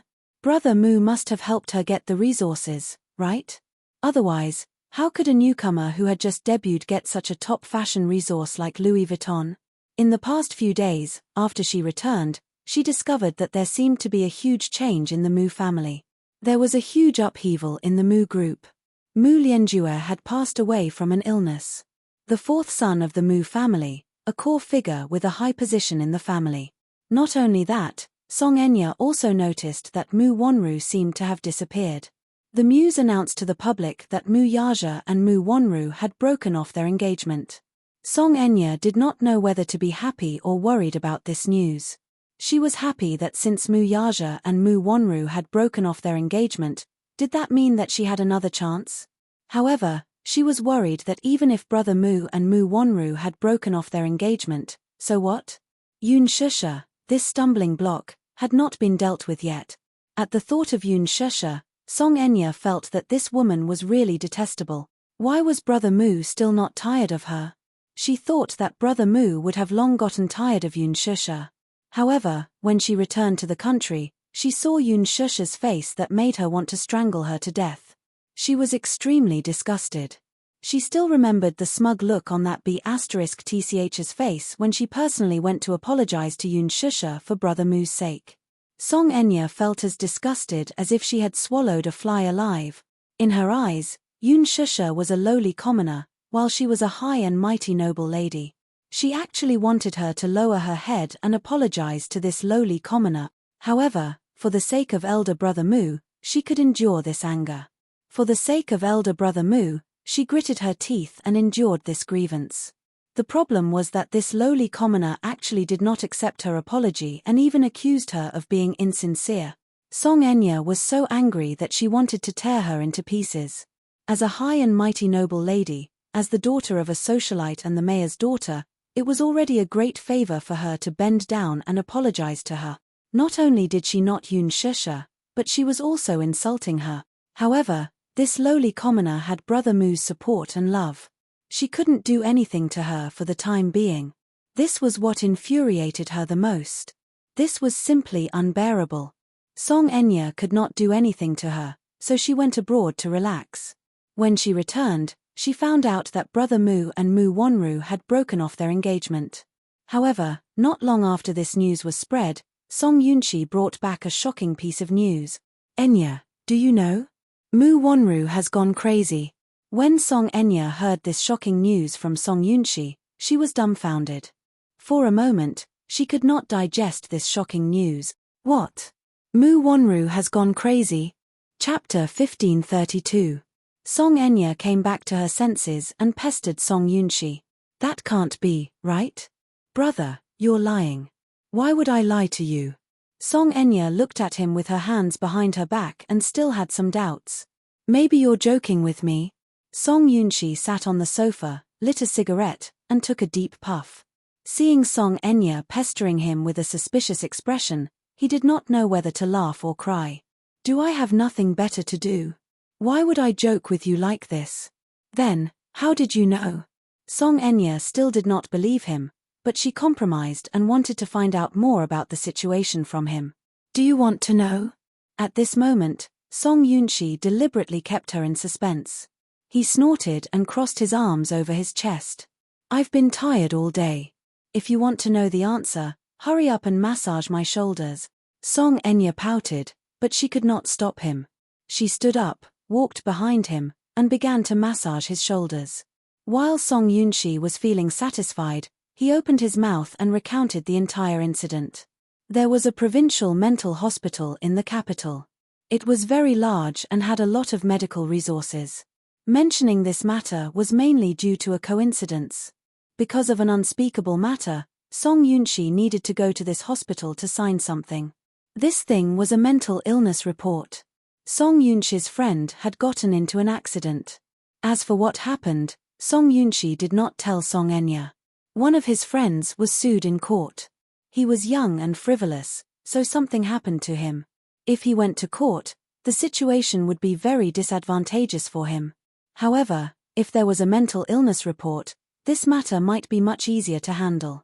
Hence, he asked his father to find Song Yunchi and told him the purpose of his visit. He asked him to get such a thing for him. At first, Song Yunshi was unwilling. However, this friend of his was a more reasonable person. He gave him a special letter. Song Yunshi opened it and read it before agreeing to this matter. Therefore, he spent the entire day on this matter. When Song Yunshi arrived at the hospital, he wandered around the hospital out of boredom while waiting for the report to be issued. However, it was quite a coincidence. He had accidentally bumped into Mu Wonru. There was a very remote courtyard in the hospital. There were artificial mountains and flowing water. The environment and facilities were extremely beautiful. While he was wandering around, he saw a nurse twisting a female patient's neck and dragging her by the collar to the fountain. Without saying a word, the nurse pressed the female patient's head into the fountain. Song Yunshi was not surprised. In the mental hospital, such things were not unfamiliar. In fact, they were very common. There were many severely mentally ill patients in the mental hospital. When they acted up, they didn't recognize their relatives and went crazy. As a result, the doctors and nurses in the hospital were injured by them. Some of the nurses were good-tempered. They knew that it was because of their illness, so they didn't pursue the matter. However, some of the nurses were petty. If they were scratched or bitten by a patient, they would pull the patient to the side and punch and kick them until their faces were bruised and swollen. They would secretly torture them. Some of the patient's family members came from powerful backgrounds. The nurses would take very thin needles and stab them fiercely to vent their anger. Chapter 1533. Song Yunshi stopped and saw the nurse pressing the female patient's head into the spring pool. While pinching her body, she cursed, "Crazy, stupid crazy woman. Who told you to scratch me? Who told you to bite me? Drown you. Drown you." The female patient struggled crazily. Her movements were very big, and the water splashed everywhere. Song Yunshi frowned slightly. She walked forward and grabbed the nurse's arm. "What are you doing?" The nurse was shocked. She turned around and saw an unfamiliar man in a suit and leather shoes. He was dressed respectfully. She immediately stopped her movements and looked at him in fear. The crime was caught red-handed. The nurse was a little helpless and explained incoherently that, "Sir, I'm sorry to let you see such a scene. I didn't want to, but this patient is so fierce. When she's ill, she scratches and bites like a lunatic. I had no choice but to teach her a lesson." As she spoke, she rolled up her sleeves and showed him, "Look, these are all scratches and bites from her. Sir, you'd better stay away from her, lest she hurt you." The nurse was still excitedly defending herself. The abused female patient at the side fell to the side of the spring pool and lay on the pool platform. Her wet hair covered her body in a sorry state. At this moment, she was relieved and was bending over, coughing violently. Song Yunshi frowned. When the female patient raised her head while coughing, she felt that her face was a little familiar. Sending permission quickly stepped forward and grabbed her by the collar, forcing her to raise her head. However, after her hair was scattered, a familiar face was revealed. Mu Wonru. How could it be her? Song Yunshi was completely dumbfounded. The reason why she did not recognize her at first glance was that Mu Wonru was haggard and in a sorry state. Her face was sallow and thin, and her cheeks were sunken in. All kinds of scars were exposed on her skin. Her eyes were empty and lifeless, like a puppet without a soul. She looked unfamiliar. How could it be her? Why was she here? Song Yunshi was surprised and in disbelief. She asked the nurse next to her, "What's the patient's name?" "Sir, do you know her? Answer me." Song Yunshi didn't have much patience. Her face was gloomy and serious. The nurse stammered, When she was admitted to the hospital, her name wasn't registered. However, when this patient was ill, she often said a name. "Whose name? What's her name?" "Yun Shusha. It's the same name as that popular celebrity recently, so I remember it very clearly." Upon hearing this, Song Yunshi's eyes darkened. He turned around and looked at her. With a suspicious gaze, he probed, "Mu Wonru?" As soon as he called out this name, she seemed to have some reaction to this name and turned her gaze towards him. "You? How do you know my name?" Mu Wonru was like a young and childish child. She laughed crazily a few times, pointed at him, and then pointed at herself. You know me? Song Yunshi turned pale with fright. His suspicions were confirmed. This person was Mu Wonru. But why was she here? This was a mental hospital. A place where mental patients were locked up. Chapter 1534. Why are you here? As soon as Song Yunshi finished speaking, Mu Wonru suddenly saw a nurse walking toward her from the side. She immediately panicked and hid behind Song Yunshi. She pointed at the nurse and wailed, "Devil! You devil! You're the devil who killed my child! Don't come over! Get lost! Get lost!" She screamed crazily and hid behind Song Yunshi. Her eyes were wide open as if she had seen a ghost. Song Yunshi's face was filled with embarrassment. The nurse had a helpless expression on her face. She called the security department and said that the patient had sneaked out.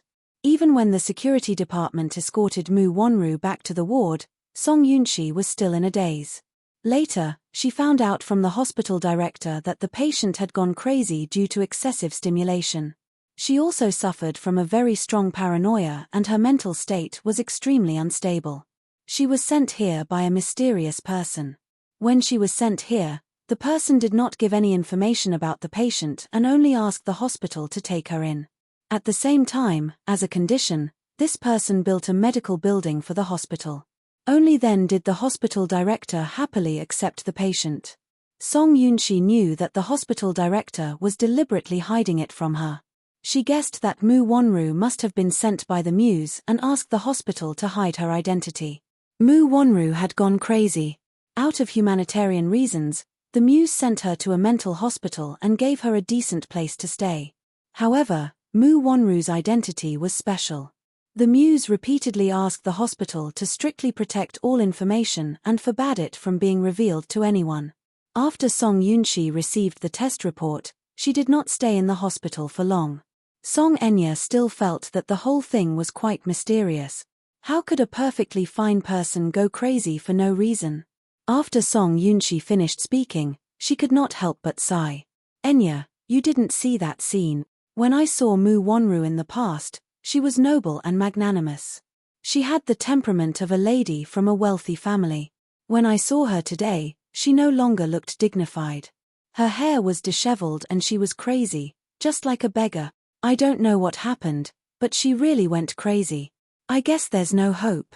She can only spend the rest of her life in the hospital. Song Enya was still in a daze. I still can't believe it. How did Mu Wonru go crazy? Which hospital is she in? Duran Hospital. Song Yunshi replied. Song Enya seemed to be deep in thought. What? You don't believe my words and you want to see it for yourself? Yunshi, pretending to be unhappy. Song Enya hurriedly replied, No. Brother, listen to yourself. I just a little. I can't believe it. I can't believe it. She what? Song. It's impossible for a person to go crazy for no reason. She must have been agitated. That's enough. You're so stupid. Don't think too much about those useless things. Song Enya said angrily, What? Brother, you only know how to make fun of me. Chapter 1535. After sitting in the living room for a while, Song Yunshi went to the study to do some reading. Song Enya, on the other hand, sat on the sofa in a daze for a long time. Has Mu Wonru really gone mad? Duran Hospital was the only provincial psychiatric hospital in the capital. There were many mentally ill patients there. Is Mu Wonru really in there? The next afternoon, Song Enya drove to Duran Hospital. When she entered, the security guard stopped her. Hello, miss. You are. She panicked for a moment but maintained her composure. I'm here to visit a patient's family. Oh. Come and register, then. The security guard instructed. She casually wrote down a name and number on the registration book and was allowed to enter.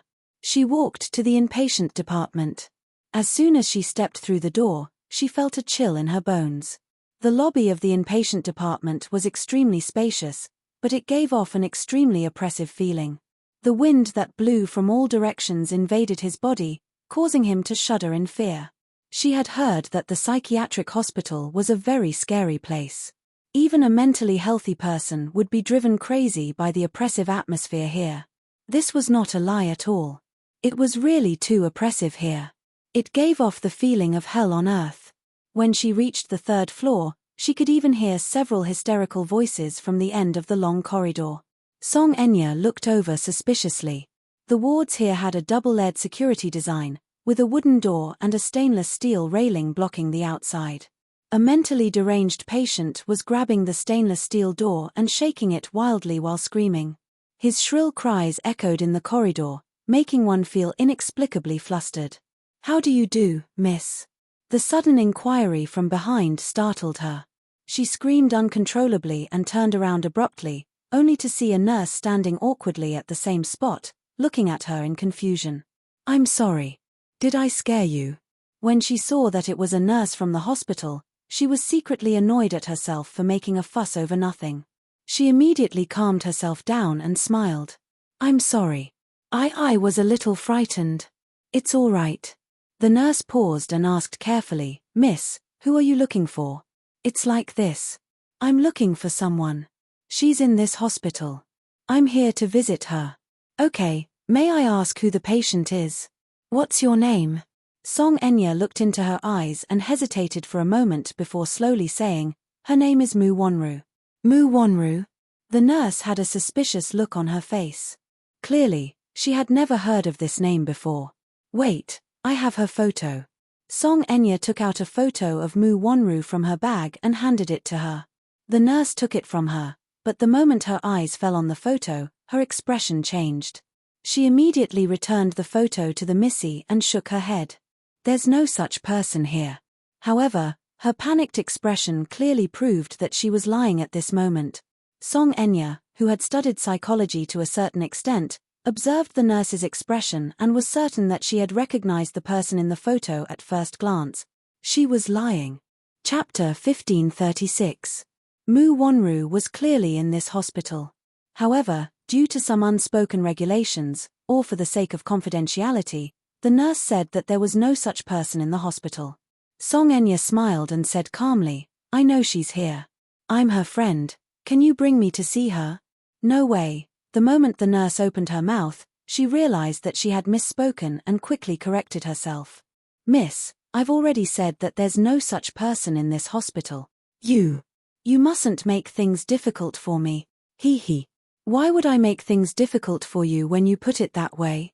Song Enya smiled gently. She then slowly reached into her handbag and walked toward the nurse. "I know she's here.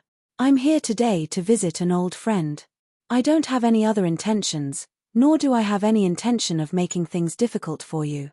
As she spoke, she inched closer to the nurse and carefully took out something wrapped in a stack of letters from her handbag. She then stuffed it into the nurse's hands with a smile in her eyes, expressing her friendliness first. The moment the nurse's hand touched the thick bundle of letters, her heart skipped a beat. "The sky is so thick." She pinched the letter with her fingertips and roughly knew what number was in the letter. The nurse's face became a little hesitant. She looked at the woman with a friendly smile in front of her with some hesitation. "Miss, I won't hide it from you. The person in the photo you showed me earlier is indeed in this hospital. However, the director has made it clear that this patient's identity is very special, so no one is allowed to visit her. No matter who you meet, you have to announce to the public that there's no such person." The corners of Song Enya's lips curled up, but the smile in her eyes deepened. "I know the rules. As long as you bring me to see her, I'll pretend that nothing happened after that." After a pause, she added, "As long as you bring me to see this person, I'll give you more benefits. Trust me." The nurse hesitated for a long time, but the thick stack of letters in her hands was too tempting. She had a count in her hands. She touched the letter and found that it was definitely a 5-digit number. What a tempting number. She had worked in this hospital for 3 years, and her monthly salary, including performance, was at most 3,000 to 4,000 yuan. Such a huge sum of money was equivalent to a pie falling from the sky.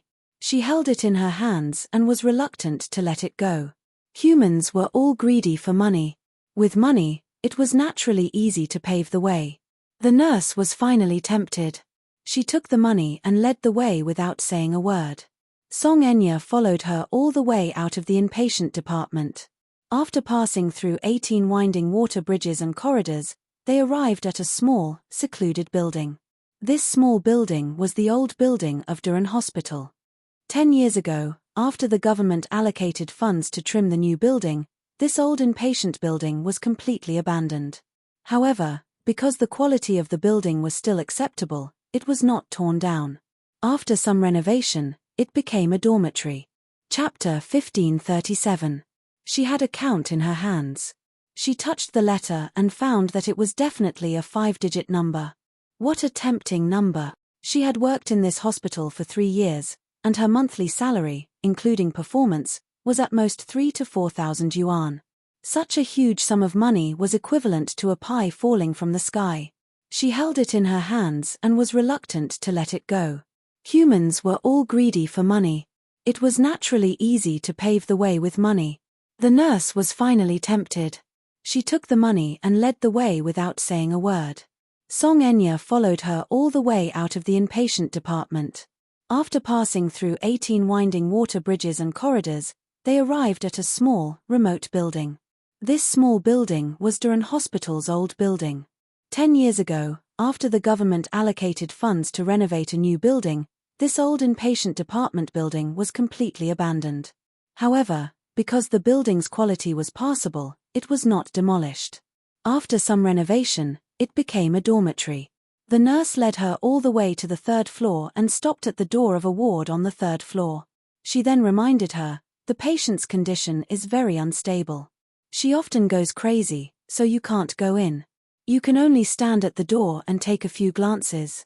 Also, it's best to stay away from the door, lest you hurt yourself. Song Enya nodded. Okay, I understand.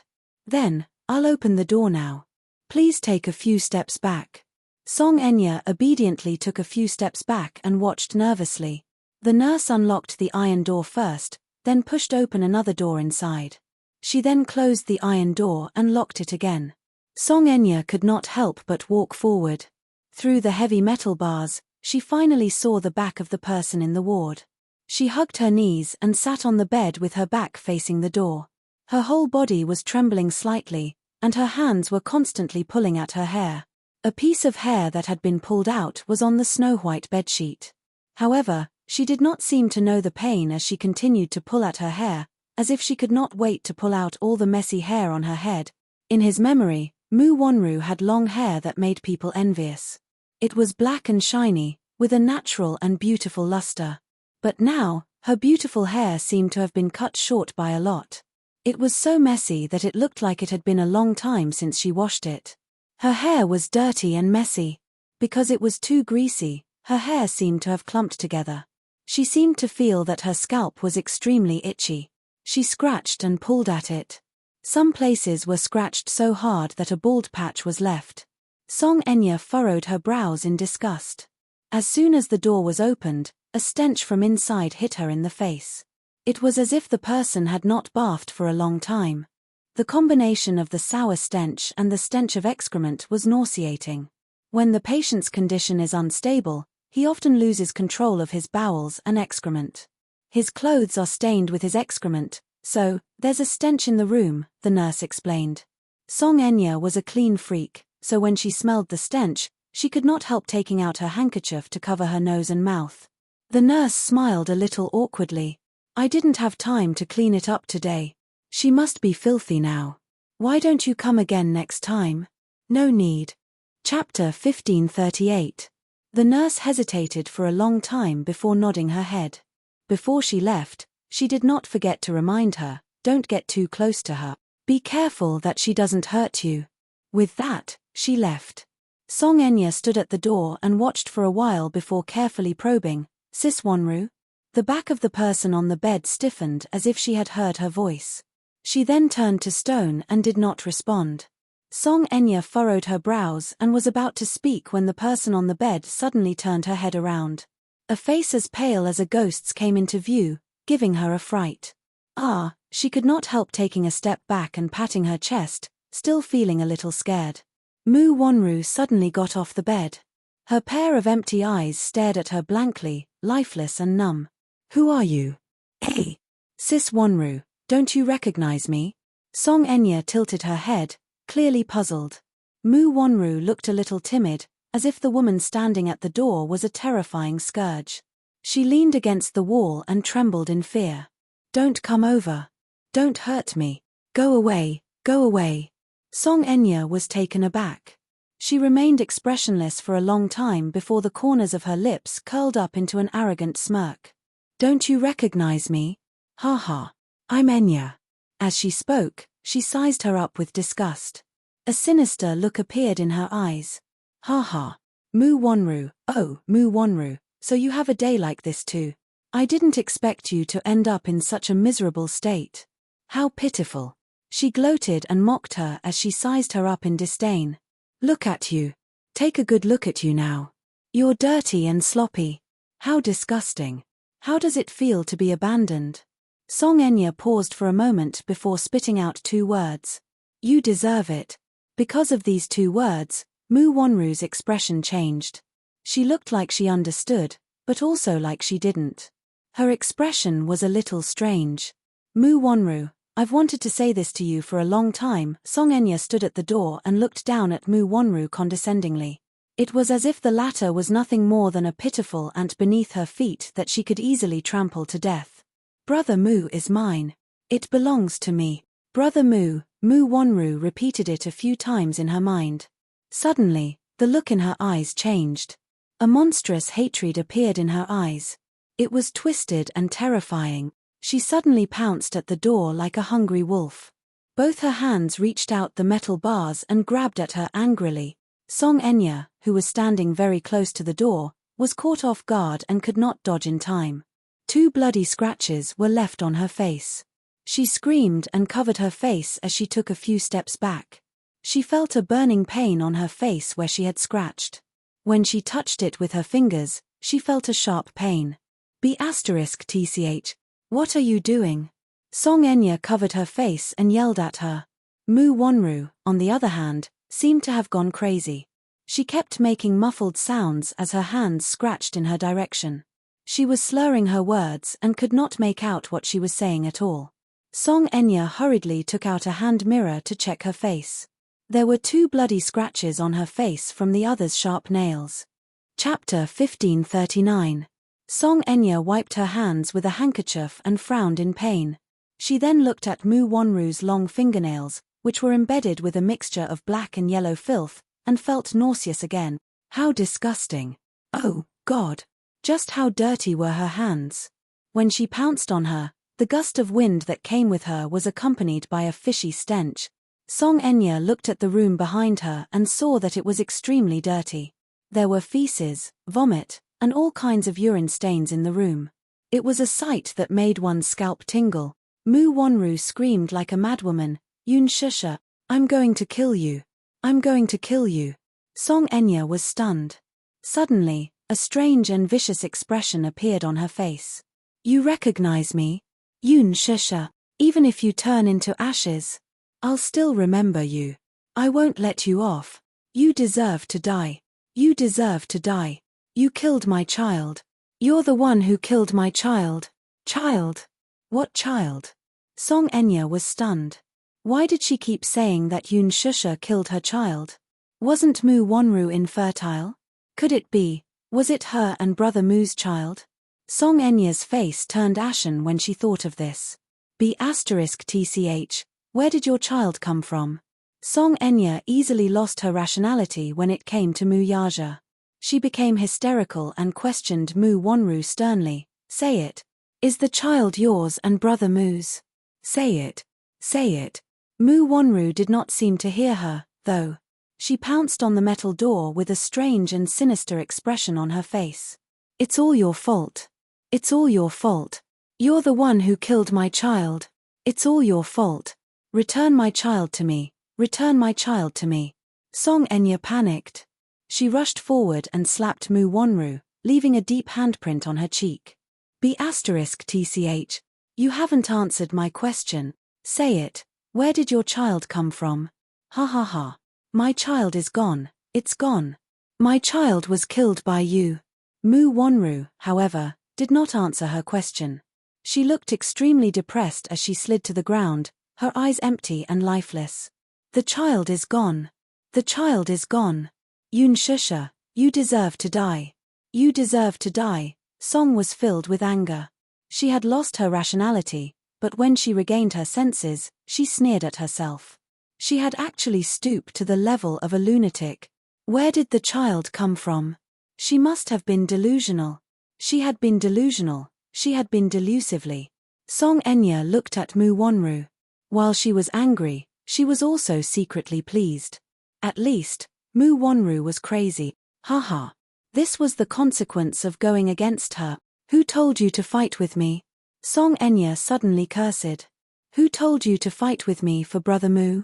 Mu Wonru, this is your retribution.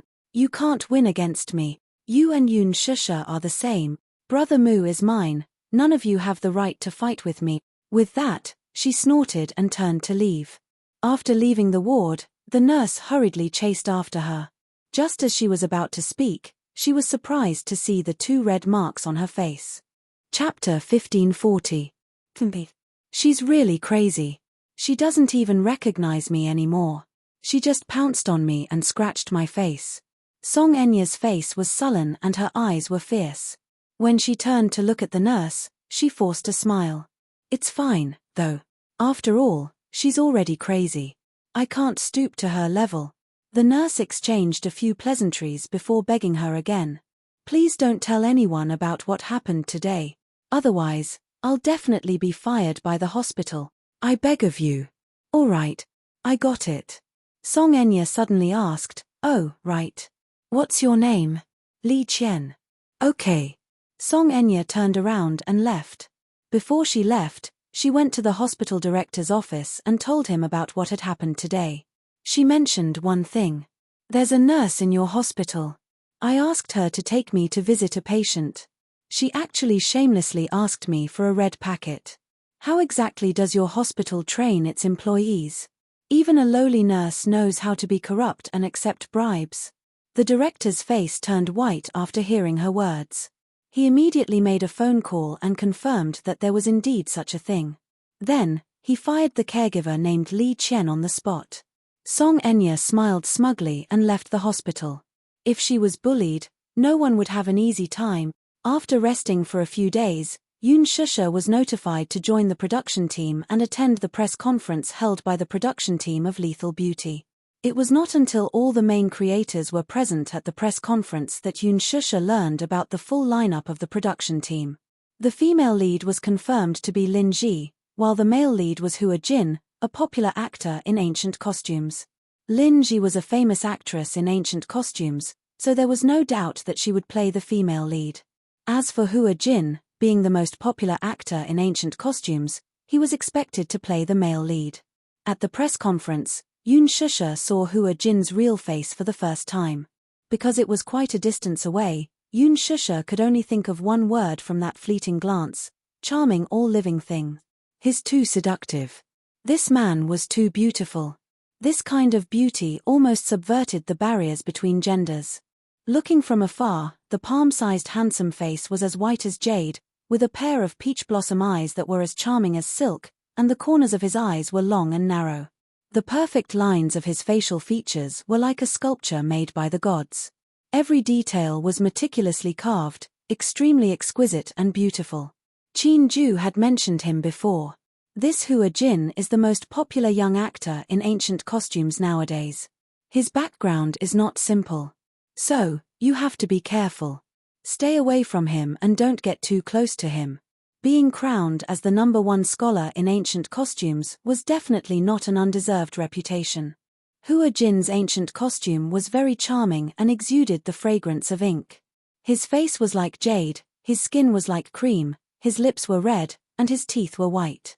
His bearing was carefree, and he did not have the masculine spirit of an ordinary man. His temperament was gentle and elegant, and he was delicate and pretty. The adjectives of the 4 most beautiful men in ancient times did not seem out of place when applied to him. His body had a classical charm that made people unable to help but fall for him. It was said that Hua Jin was his stage name. However, no one knew his real name. Yoon Shusha had always remembered Qin Ju's advice. He said that Hua Jin's background was not simple, and that she had to be careful when interacting with him. Chapter 1541. Hua Jin noticed this and couldn't help but glance at her thoughtfully. However, it was just a glance. Soon, he turned his gaze away and looked straight ahead. He didn't look at Yoon Shusha again. However, there was a hint of playfulness in his eyes. The first segment of the press conference was an interview with the main cast.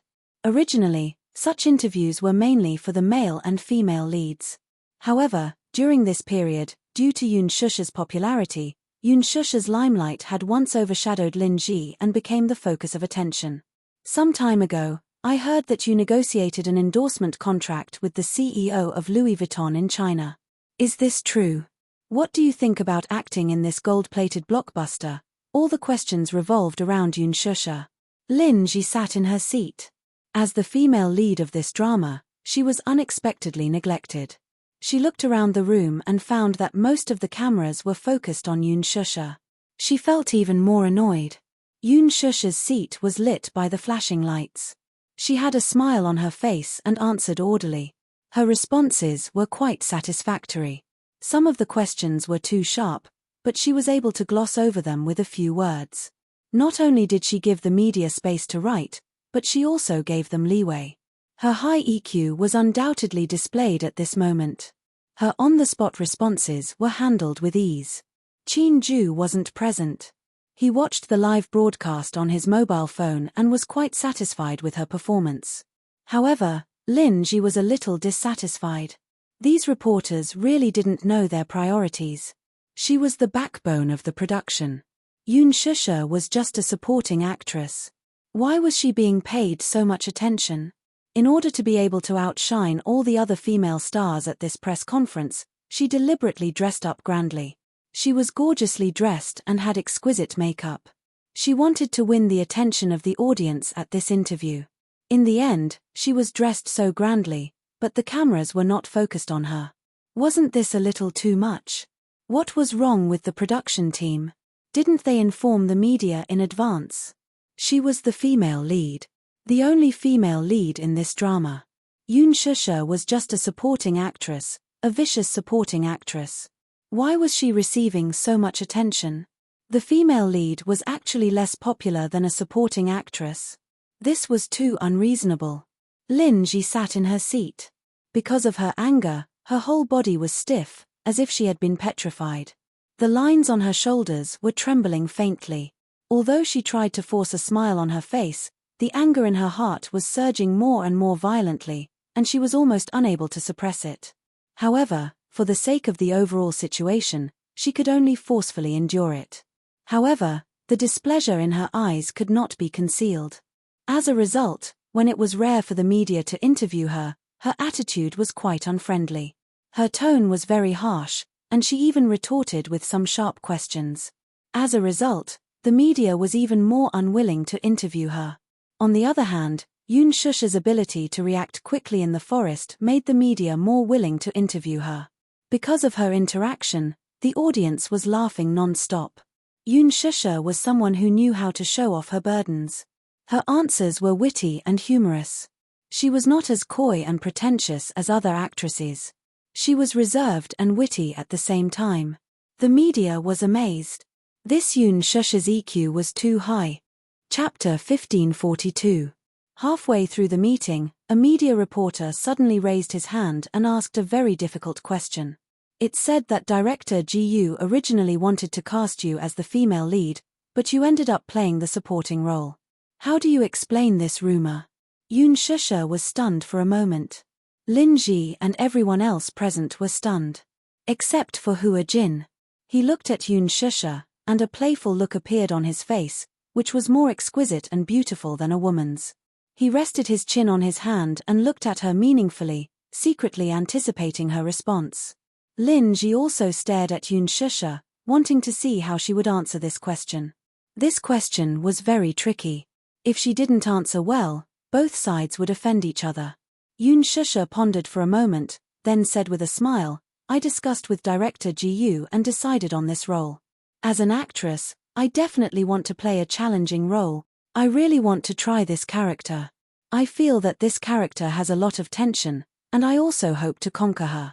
So, those rumors can be said to be false. The matter of me being the female lead is false. It's probably made up by someone with ulterior motives. As soon as this answer came out, the director and producer sitting beside her smiled knowingly, but Lin Ji secretly snorted. Yoon Shusha's answer didn't disappoint her. It seemed that she still had some sense of propriety. Hua Jin, on the other hand, lowered his eyelashes in disappointment. He pursed his lips, feeling bored. He originally thought that there would be a good show to watch. In the end, he didn't expect Yoon Shusha to be so obedient.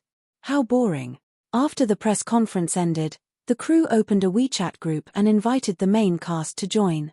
As soon as they joined the group, Hua Jin sent 10 red packets. Good luck with the filming.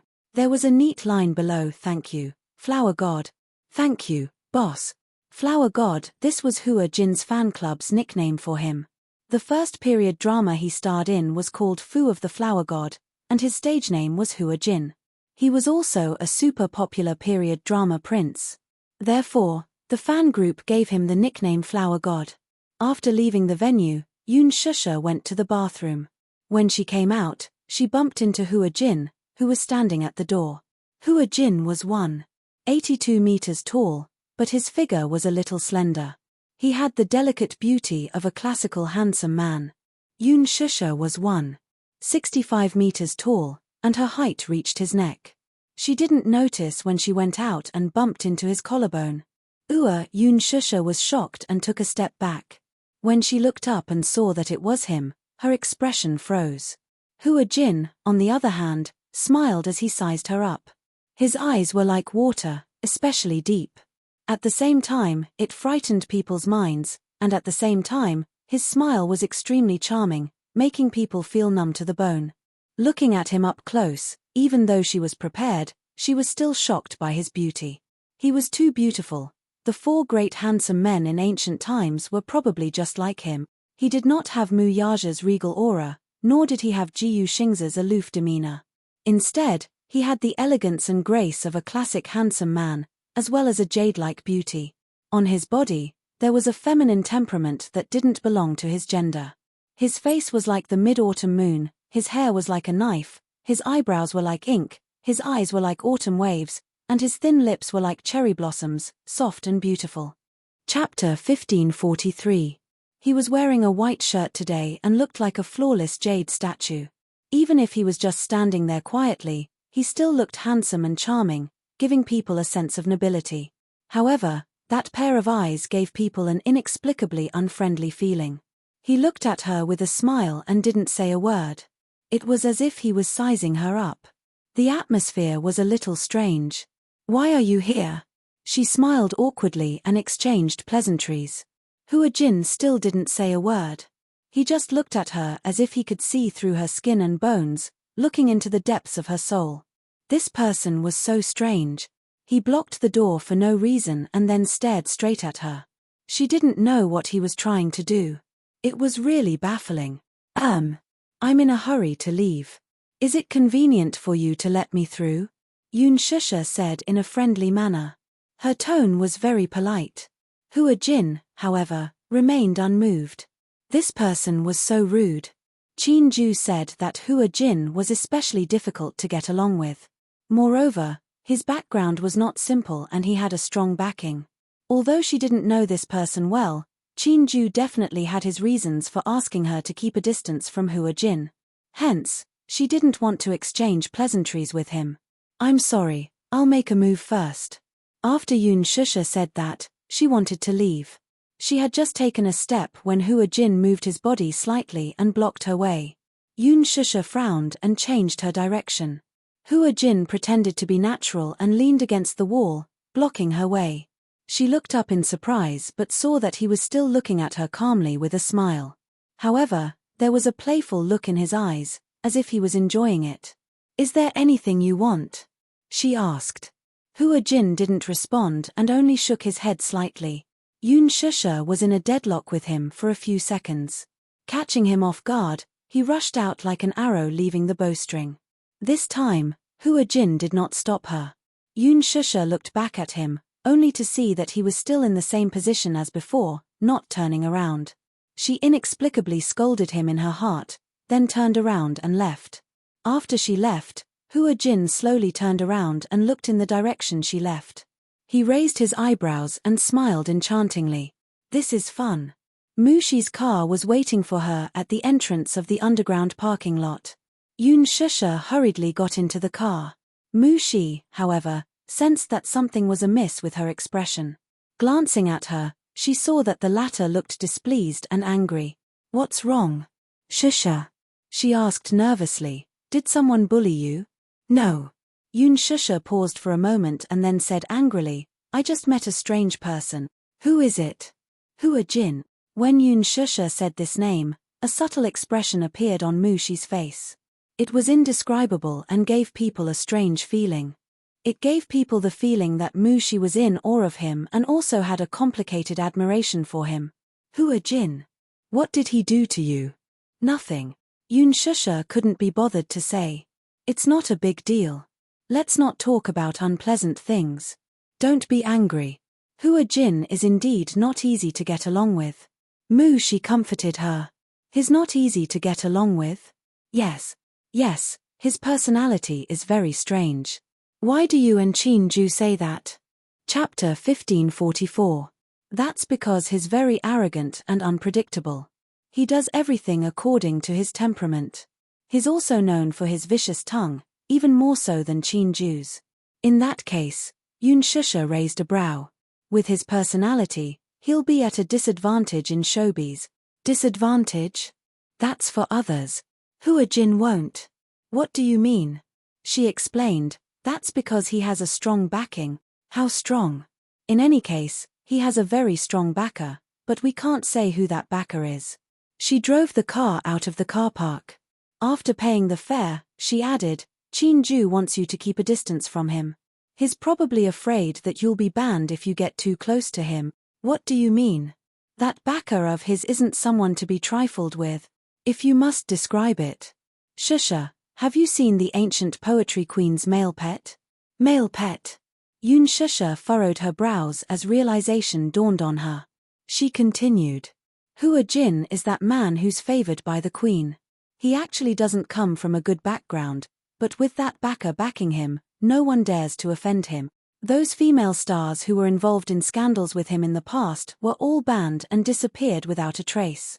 He was probably suppressed by the sugar daddy behind him. That's why Chin-ju told you not to get too close to him, lest you get targeted. Yoon Shusha, there was such a thing. Actually, many popular artists have backers behind them.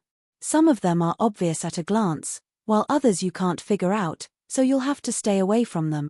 Generally speaking, the more mysterious the backer's identity is, the more complicated his background is. Most of them have connections with the government. The identity of Hua Jin's backer has always been a mystery. That's why. Chin-ju's advice has its reasons. It was no wonder that Lin Ji, who loved to ride on people's coattails, would take a detour when she saw Hua Jin.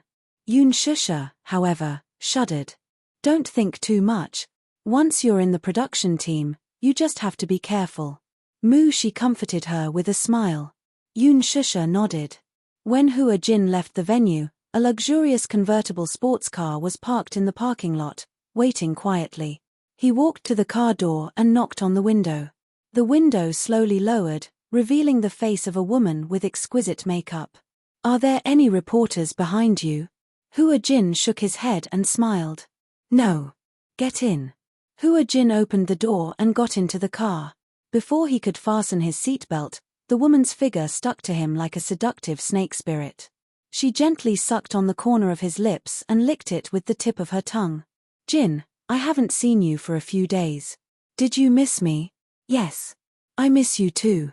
The woman led his hand to her beautiful place. Hua Jin took the initiative to pull her into his arms and kiss her lips. After a passionate kiss, the woman leaned against his chest, panting, and asked in a low voice, Do you have a job tonight? Nope. Accompany me, okay? Hua Jin, aren't you going home tonight? No. I quarreled with my dad. The woman was a little angry. He wants me to cut ties with you. How can I do that? Jin, I want to be with you for the rest of my life and never be separated. Hua Jin hugged her but did not say a word. Chapter 1545. How is that possible? Hua Jin raised his eyebrows and smiled faintly. Xiao Ya, you are the most important person in my heart.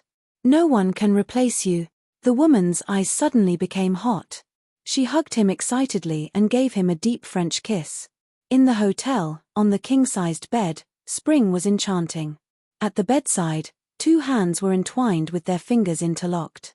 Amidst the panting sounds, a woman's satisfied moans could be heard. The bedsheets were crumpled into a ball and were extremely messy. After making love, the sound of running water could be heard from the shower. Hua Jin sat at the head of the bed, holding a cigarette. Half of it was playing with it, and the other half was inhaling steadily. His eyes were staring blankly ahead. On his extremely beautiful face, there was laziness and carelessness after making love. Under his wet and messy hair, a pair of peach blossom eyes were slightly misty. In the lingering smoke, they gradually deepened. In the ashtray at the head of the bed, a few cigarette butts were stubbed out. The white bedding covered his naked body. He suddenly opened it and turned over to get out of bed. He put on a bathrobe and walked to the window. He slightly lifted a corner of the curtain and looked down at the night view of the city. In his mind, Yoon Shusha's sullen face suddenly flashed. Hua Jin felt that it was extremely interesting. He couldn't help but smile. This girl, inexplicably, felt very interesting. Suddenly, a woman's warm body pressed against his back. Who are you thinking about? Hua Jin retracted his thoughts and looked back slightly. The woman hugged him from behind with a coquettish expression. I'm thinking about you. The woman's face was slightly shy. Why are you so slow? Jin. The woman's red lips moved and escaped. I saw your press conference today. Oh. His tone suddenly became cold. He said disapprovingly, what's so good about the press conference? When the woman mentioned the press conference, an inexplicable anxiety suddenly appeared on her face. I saw that when the camera turned to you, you were staring at that woman, right? Hua Jin asked knowingly, which woman? That's the one in white. She's called Sha something. I don't even remember her name. Hua Jin remained silent, not saying a word. The woman felt a little wronged by his perfunctory attitude.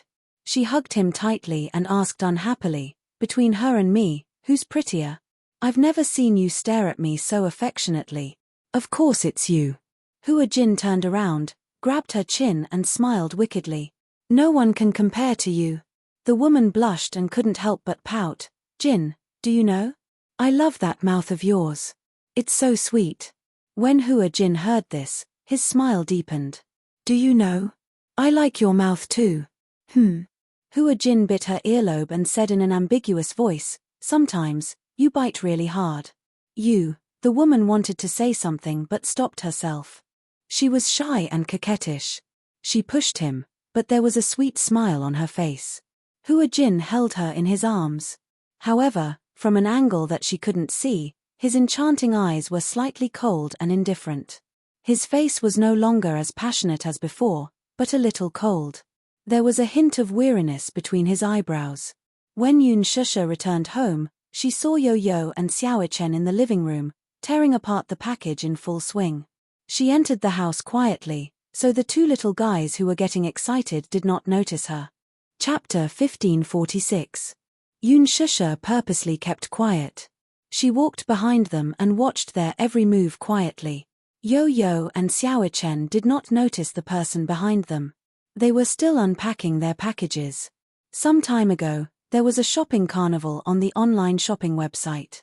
Many items were greatly discounted and the prices dropped to freezing point. In a moment of carelessness, Yu ended up spending tens of thousands of yuan in his shopping cart. Yoon Shusha was now a popular public figure.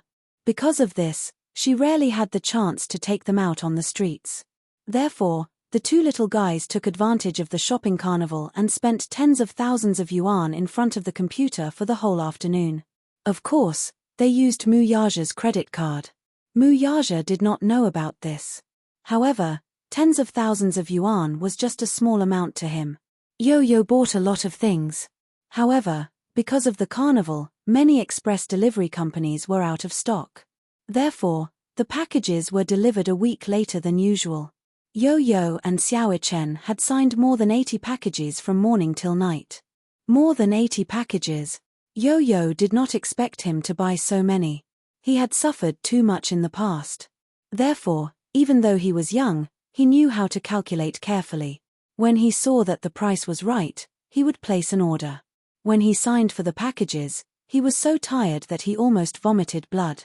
At night, the two little guys sat in the living room and started to unpack the packages one by one. Yo-Yo had already unpacked a few packages. They were all clothes that he bought for himself and Xiaochen. The designs were exactly the same, but the sizes were different. Xiaochen tried them on and found that they fit perfectly. It was Xiaochen's first time shopping on the internet. He was as excited as a little bird. In his mind, if he wanted to buy something, he could just go to the Mu Group's shopping mall. If he wanted something, he could just take it and put it on the company's account. However, Yo-Yo's shopping experience was an eye-opener for him. How interesting! As he watched Yo-Yo haggle with the shop owner, Xiaochen felt as if he had opened the door to a whole new world. He felt that it was extremely novel, especially when Yo-Yo talked about something that made him feel inconceivable. He even started to feel sorry for the shop owner, but he still asked for a few gifts from the shop owner. He said sympathetically, "Yo-Yo, you bargained too much. It's not easy for them to do business." Yo-Yo was dumbfounded.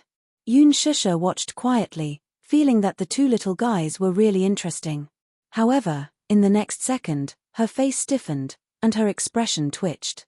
Yo-Yo virtuously picked up a bra and held it up high. "Xiaochen, does this look good?" Shusha, Xiaochen was stunned. "Bra?" Yo-Yo raised her eyebrows and said, "Yes. I picked it for Mommy. What do you think of the design? It looks pretty good. Mommy hasn't shopped in a long time. She needs new underwear. That's why I picked a few for her." As Yo-Yo spoke, he picked up another bra while Shusha was dumbfounded. "This one looks good too. The design is very reasonable.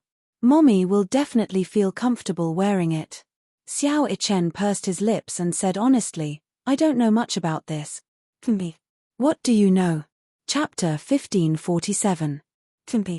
Idiot. Piggy. What else do you know other than eating, drinking, and sleeping? Yo-Yo picked up another lacy underwear. "I bought a lot of underwear for Mommy. I was afraid that she wouldn't like it, so I bought one of each design and let her take turns to change." Xiaochen suddenly scratched his head and whispered, "Still, I feel that Mommy will feel embarrassed if you buy so many underwear for her." Shusha, who was behind him, was petrified. It was more than just embarrassment. It was simply too shameful. "Sure. If you don't say it, who will know?" Yo-Yo looked at him in disdain. He paused for a moment and then tidied up the stack of bras. "When the time comes, I'll secretly stuff these into the wardrobe. She'll definitely think that her assistant bought them for her. This way, she won't suspect me." She would follow Chinju's orders every week to buy clothes for Shusha. From underwear to gowns, she would buy everything from the inside to the outside. Xiaochen picked up another bra, looked at it, and touched the material. The texture was soft. "Is there anything particular about the design you mentioned?" Yo-Yo frowned and said disdainfully, "Of course, there's something particular about it." "Oh, tell me about it." Xiaochen propped his chin on his hand and looked at her, expressing his eagerness for knowledge. "The bras Mommy is wearing now have steel rims. I've done some research. For Mommy, it's best not to wear steel rims when wearing bras. It's uncomfortable and not good for your health. That's why I secretly threw away those bras with steel rims." Shusha's eyes twitched hard the moment Yo-Yo finished speaking. How is this little guy so smart? He even knows about this. Indeed, the bras she was wearing recently had steel rims. Steel rims had the effect of gathering, so She had been buying them in bulk for her. However, the ones that were truly beneficial to her health were those that did not have steel rims and did not have a sense of pressure on her breasts. Indeed, the steel ring bra was very uncomfortable, and sometimes, when the steel ring was deformed, It would cause pressure on the outline of the asterisk asterisk asterisk. The little guy was so attentive. How did he even think of this point? Who could tell her how to accept this reality? Her son actually bought a bra for her. What was going on? While she was lost in the wind, Xiao Chen grabbed another well-packaged item. She weighed it in her hands and realized that it was quite heavy. What is this? Xiao Chen curiously looked at Yo-Yo with a heavy package in his hands. Yo-Yo looked up and glanced at the label. Suddenly, she smiled slyly. Dear brother, this is a present for you. As soon as he finished speaking, little Chen's eyes lit up with a BA sound. After waiting for so long, Yo-Yo's gift was finally here. Oh my God! His younger brother had secretly bought him a present. What could it be? Xiao Chen curiously held the package in his hands. His face was full of excitement, and he could not bear to open it to take a look. Seeing how treasured he was, a deep smile appeared on Yo-Yo's face as he stroked his head lovingly. Do you like it? As long as it's from Yo-Yo, I'll like it. That's good, then. Yo-Yo was satisfied with his answer and then said, open it and take a look. Okay. Chapter 1548. Duong. Under Xiao Chen's excited gaze, 10 extracurricular exercise books came into view. Wow, all of a sudden, it was as if ice water had poured over his head. All of his anticipation and enthusiasm were extinguished. The excitement in his eyes turned into ashes, as if 10,000 plants had withered. Shusha wanted to laugh when she saw this scene, but she tried her best to hold it in. The conversation between the two little guys was too funny. She did not expect that Yo-Yo would buy a stack of exercise books for Xiao Chen. When she saw Xiao Chen's disheartened face, she covered her mouth and tried her best not to laugh. Xiao Chen was still immersed in the heavy blow. What's this? This is my gift to you. Yo-Yo patted his shoulder considerately. You're going to primary school now. You must study hard and improve every day. These words extinguished all the excitement in his heart. That's not fair, Xiao Chen pouted and complained. You gave mommy such a thoughtful gift, but why did you give me this? Extracurricular exercise books, to him, they were like a nightmare. Then what did you buy for daddy? Yes. Yo-Yo began to rummage through the pile of parcels. A few minutes later, Shusha and Xiao Chen were both stunned. Yo-Yo opened the parcels and there was a pile of condoms in it. Shusha was speechless, Xiao Chen was speechless. Shusha tried her best to control the raging emotions in her body. She clutched her chest as if she had suffered a heavy blow. Okamoto. Du lei. So shameful. What? What are these? Yo-Yo, this guy, this was an eye-opener for her. Xiao Chen did not understand what these items were. Yo-Yo said as he organized the parcels, idiot, these are to protect mommy. Protect mommy? Aya, you won't understand even if I tell you. Yo-Yo was too lazy to talk to him. Why was this little fellow so curious? He asked this and asked that. He didn't have the patience to answer them one by one. However, Xiao Chen refused to budge. Yo-Yo, tell me, you know the most. Yo-Yo said, you wouldn't understand even if I told you. It's not suitable for children. What do you mean by not suitable for children? I'm your brother. If you can understand it, why can't I? Yo-Yo said, do you know where you and I came from? Not really. Yo-Yo mysteriously picked up a box and explained, with this, mommy won't have a baby. Before Shusha could react, Xiao Chen, who was obsessed with his sister, was the first to stand up and strongly object. No. Yo-Yo blinked blankly. Clearly, he did not understand why Xiao Chen was so agitated. Why are you so agitated? Xiao Chen muttered, I want to have a sister. With this, I won't have a sister. Idiot. Yo-Yo also stood up agitatedly. Do you know how painful it is to give birth to a baby?